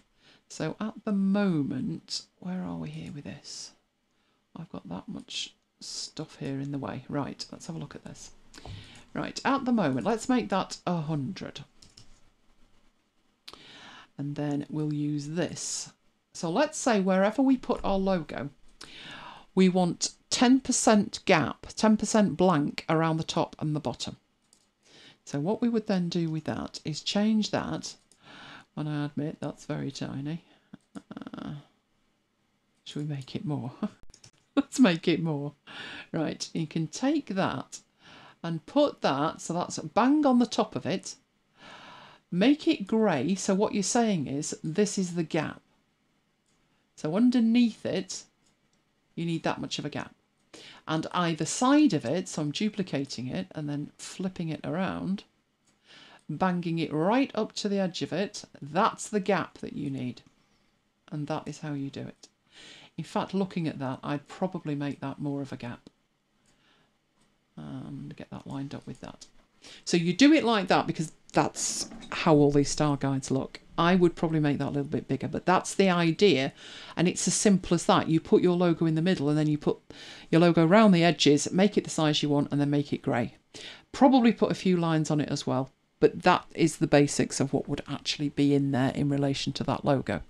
Then I'd need to rinse and repeat. So whichever colour I decided for the left-hand side with that, probably better off on that side, being honest, with the darker one.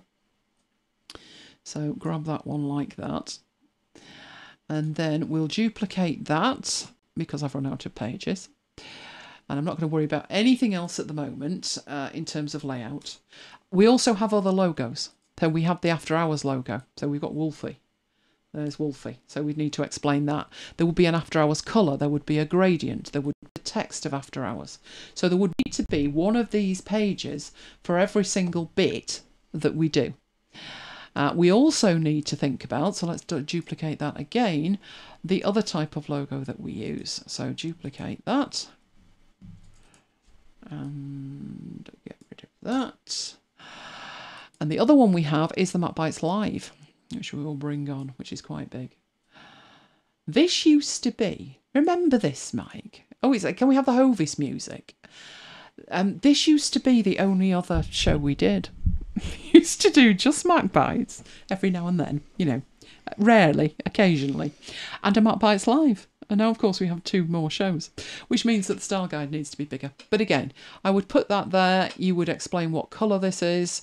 You'd have the RGB under it. You'd have the hex value under it, which I will do in the week. You don't need to sit there and watch me just type in. But it will be this file that I'm doing it with. What else do we have? I would probably even go so far as to add like a show number. Make it so we can see it. You know, with the guides around that and what size they are, because they are a certain size on certain size of artwork. And I would probably put some sample posters in as well. So there's quite a lot of content to put in the style guide, but all that we've done tonight is probably enough to get you going. I can create the rest of it without necessarily having to make any more master pages or anything else. I would probably put things like page numbers on, but I'd put them on the masters that we already have and take it from there. So, and then we would need some kind of final page. Now, I'm tempted on the final page, I'll be honest, to go for black. But we'll keep it to the brown. Let's not get over ambitious. So let's drag that down there. And that's what it's actually going to look like. So I could bring in my assets like that. Probably make that a bit bigger.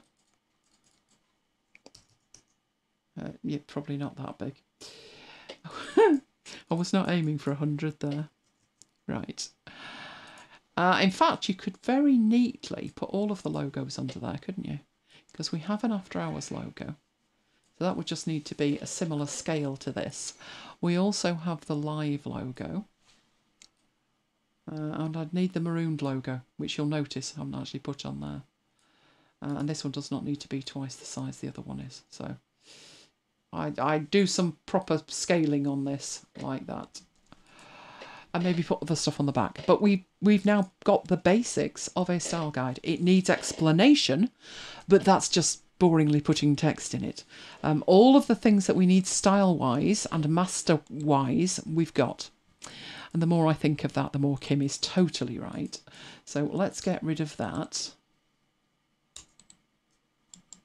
And we'll just move everything down. That would be a good idea, wouldn't it? Which means we might not need that masthead style. That actually does look better. Although now I think it's too close to the left-hand side. So I'll probably move it in a bit as well. So I will be working on that in the week. But you've seen me actually create the template. That's basically it. That's going to be what I use in the week to wrap that up. And you know, 14 years on, it's about time we had one, isn't it, Mike? Mm. What we've got is in Notion. And it works for us. But you don't have like one thing that you can just shove in a cloud and access. You've got this system in Notion where everything's on a separate page, which makes sense in Notion. But when you come to you just want to quickly grab something and, you know, flip through it. And you've got exactly what you need. So that's going to form the basis of it. Oh, Project 13 has got a style guide. Excellent. Excellent. So any questions? Any questions on that? I'm not sure if my text chat has stopped again like it did last week, or you've all nodded off. Like Jonathan. Well, Jonathan's nodded off. And we know Jonathan's nodded off. Yeah, it's a given. Shh. Don't. You might wake him up. Can't have him waking up before the absolute end. No, once he's gone, he's gone. Well, we need to have a cut-off point. So can we have the cut-off point? Let's ask the umpire. Kim will know. Can we have the cut-off point when the slide goes up for the next show? I think that's fair, don't you? Cut-off point should be midnight. You reckon? Yeah. Well, it's 21 minutes past, so there you go. Paul's still here. Paul's still there, yay! Well, we're back again next week. Oh, it's October. It's in my head. When is it, Mike? February. Still February. It's October. It's unbelievable. It's October. YouTube had lost the chat. Oh, that's charming. YouTube seems to take exception to the chat on a Saturday. It vanishes half the time. So we'll see how that goes, but hopefully everybody's back now. So we'll be back with you next week when I will show you the finished style guide. You ask questions. Any questions with anything that's in it that you want to know, let me know. And of course, we are available all week on MacBites FM with Marooned at MacBites headquarters. Big week this week. 200 days. It's amazing. It is getting close to the new house, Paul. It's so exciting. I am so excited on your behalf. I remember moving into a new house and it was like yours, completely new, and it was fantastic. Nothing needs doing. It's amazing. But then I remember what leaving the old one was like, and then I think, no, go and lie down. So I'm going to vicariously enjoy it. It is so exciting, though, and I can't imagine, because you'll be in, won't you, for Thanksgiving and Christmas. It'll be fantastic. Oh, how amazing. Can't wait to see all the decorations as well. If you want to follow along with MacBites, Marooned at MacBites headquarters, there is a feed for it. It's not the easiest to type, is it? But it's there. We could do with putting that somewhere, so you just click it. That'd be good, wouldn't it? Yeah. He's looking perturbed now. No, that means tinkering with websites, and that's a black hole, isn't it? No, we will. We'll sort it out. We could do with another holiday. Ask Jonathan by the look of it, despite the fact he had a holiday today. We love you guys. If you love us, guys, can you give us a like? It really makes a difference. Right, there is my list, which is elainegiles.com/VIP, if you want first dibs on all I'm doing. There will be a mail coming out on Monday, which is chocked full of tutorials. I have gone through the Dev and Think stuff and corralled it together in one almighty set of links, so you can get to any bit of it. It will be coming out on Monday. Might even make... No, I can't do it over the weekend. No, it'll be Monday. Mike, hold me to that. right. There's also MacBites Mail, which is macbites.co.uk/macbites-mail. That's all the fun and frolics of things that are MacBites related. And in the meanwhile, we are in Slack, which is macbites.co.uk/Slack. Can't go wrong with that, can you? It's relatively straightforward. It's where we carry on the conversation. So, at this point, Mike, I've got to declare myself the winner, if I say so myself. No, Kim needs to declare you the winner. Oh, come on, Kim. What? Just a minute. It's like in a boxing match. Is it? Yeah, the referee declares the winner the winner. Oh, okay. The winner doesn't declare themselves the winner. That's... You do if it's a knockout. Just say. There you go. She says you're the winner. Yay! Oh, poor Jonathan. He had such high hopes tonight. Ah, right. Z in it. There we go. And that was where we were. You know what it was? Go on. Your Excel bit. No. The way he cockily came in at the beginning and said, I'm number one. Well, now he's got his comeuppance. Right, you ready? It's going to 17. Way! Oh, Jonathan. Jonathan. Can I just mention as well? Yeah, but he has had another stressful week with his developers. He has, actually. If his developers didn't annoy him, he'd be fine. I'm contemplating we need to get more MacBites out, because then I get even more points. That's already agreed. Don't think Jonathan's got much chance of catching up. But having said that, the way the MacBite schedule's going, who knows? When's this competition ending? Oh, it'll never end. No, it'll never end. Should we have leagues? Yeah, should we have the 2020 season and then go into 2021? Yeah, we're going to have relegation. There's only the two of us involved. Unless anybody else wants to join in. No, because then it would get to be, the kind of, you'd have to challenge each other. No, it'd never do. We could have a knockout competition. You are? A knockout competition. Some people have advantages, though. So, because for some people, like Paul, it's the morning. You see, if it was the morning, Jonathan would be up. Because Jonathan gets up at silly o'clock. Not the morning for Paul. It's about 7 o'clock at night. Is it? Oh, Paul in Oz. Paul in Oz? Yeah, I thought you meant Paul Conaway. No. I know the time in Ohio. It's on the clock. All the Aussies, it's mid-morning, Yes, it? exactly, you see. Maybe Jonathan's just living in the wrong someone hemisphere. else who's disappeared. Who? Neil. Has Neil vanished? Has he gone? Well, he hasn't been on the chat for ages. He's crying into his beer because Jonathan's let him down. And he had his money on Jonathan today. Jonathan bigged himself up that much that poor Neil believed him. It's early evening for Paul. He's probably taken BK to soccer practice. He probably has. It's all in good fun. Come off, it's all in good fun. Never mind. Poor Jonathan. 7:30. See, that's quite early, isn't it? Yeah. Now, 7:30 here, Paul. We're halfway through Marooned. At 8 o'clock, we've got to eat. Neil is in Australia. He is, so I reckon he's gone out somewhere. Yeah. And then we've got to eat, and then before you know it, it's like, have you done your checklist? So, yes. We have lots of an Aussie contingent, you know. We do. People signing up to the newsletter, it tells you where they're based, or at least where they're going through. And we do have quite a lot in Oz. And when we had this app, it was a fantastic app. Oh, it was brilliant. It used to hook in to all of the iTunes stores and give you your reviews. So if somebody posted a new review, it would ping you, which Apple don't. You actually have to go to each individual store manually trying to find reviews, which is a nightmare. This thing was brilliant, and I noticed we had more reviews in the Australian store than anywhere else. I have no idea why. Australia, New Zealand and Tasmania. It's just amazing. Must have that kind of sense of humour. But there you go. Is Graham still here? Is birthday boy still here? No, he will have gone ages ago. Oh, you never know. Neil was there when you came back. It's 7:30 now. It's fast becoming brekkie time. Set you up for a great Saturday, though, haven't we? Is it Saturday? Saturday, yeah. Yes, it's Saturday, isn't it? It's Saturday. It's all very confusing. What's Saturday? Tiswas Day. Tiswas Day, exactly. I didn't watch Tiswas. I watched... No, but you knew it was Tiswas Day. I knew it was Tiswas Day. I did. No, it was beneath me, Mike. It was all the phantom flan flinger.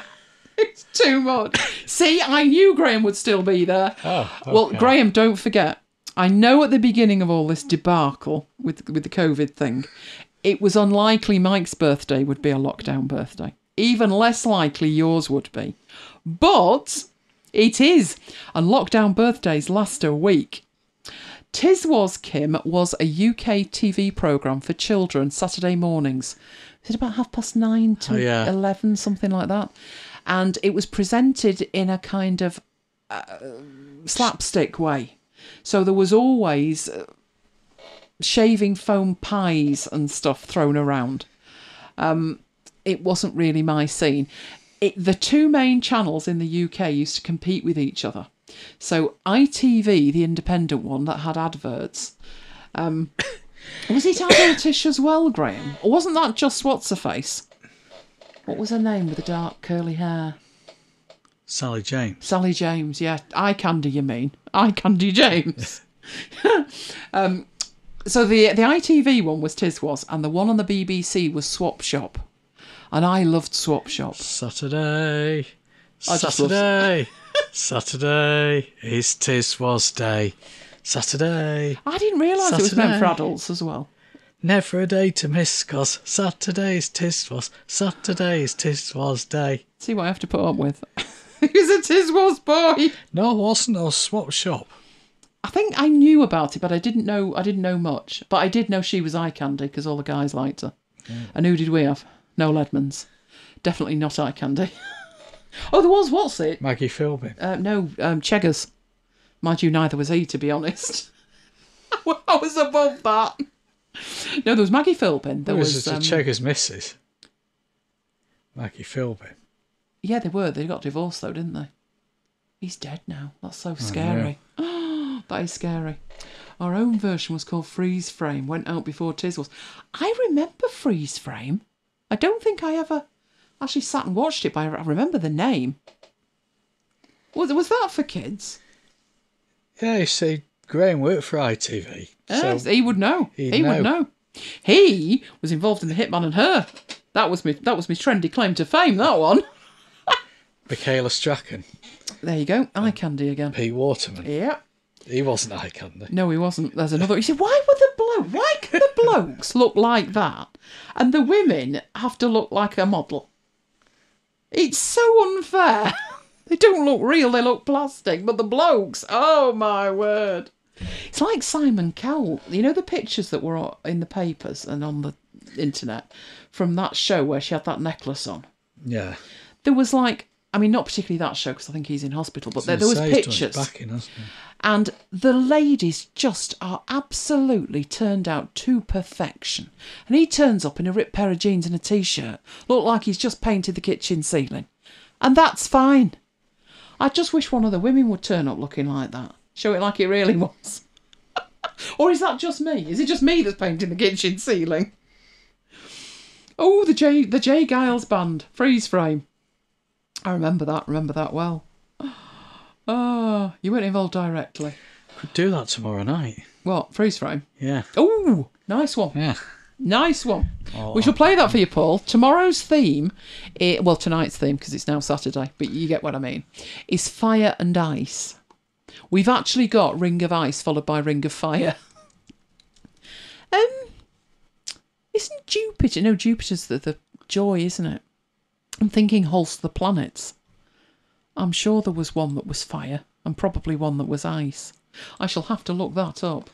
Fire and Ice, Paul. Fire and Ice. Fire and Ice. And we've got quite a lot that's like, can we have snow? I mean, that's stretching it, isn't it? It's stretching it. But if you can think of anything, do please let us know. Because there's a lot of those that are definitely requiring Kim's umpiring skills, I think. What was it? Can I have... Hot chocolate. Yeah, hot chocolate because it's hot. Yeah, but I was going to put that one in. That's because you like the song. But that's not fire, nor is it Started with ice. a kiss. See, you're singing again now.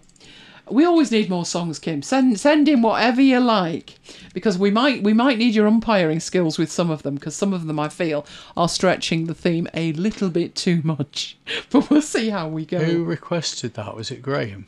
Wasn't Bruce Springsteen? Didn't he have... a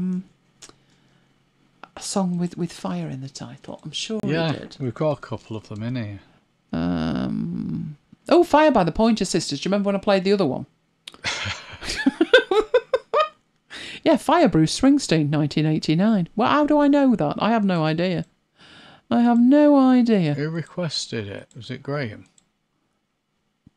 You're the one with the spreadsheet. I only looked at last week. I'm talking about Freeze Frame.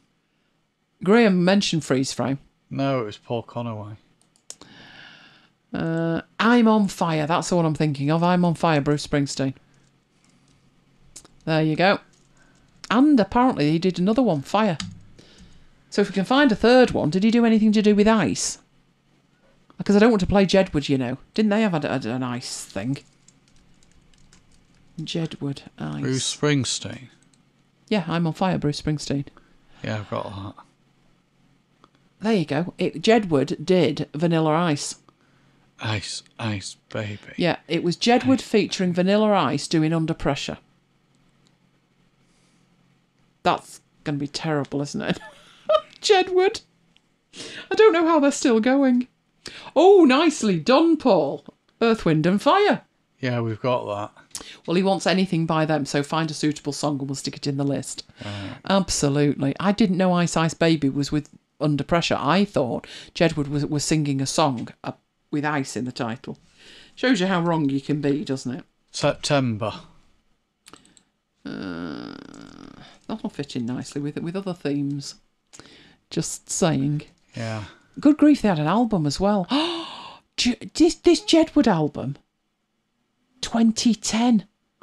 Jedward have been assaulting our ears for 10 years. Wow. They must be nearly 30. Good grief. Oh, well. So, I hope you enjoyed that. I hope you found it useful. We'll endeavour to make sure it's all complete by next week. Then we'll get on to the rest of the project, which hopefully will be planned out by then. I should be on the final leg of my course, which has proved to be exhausting.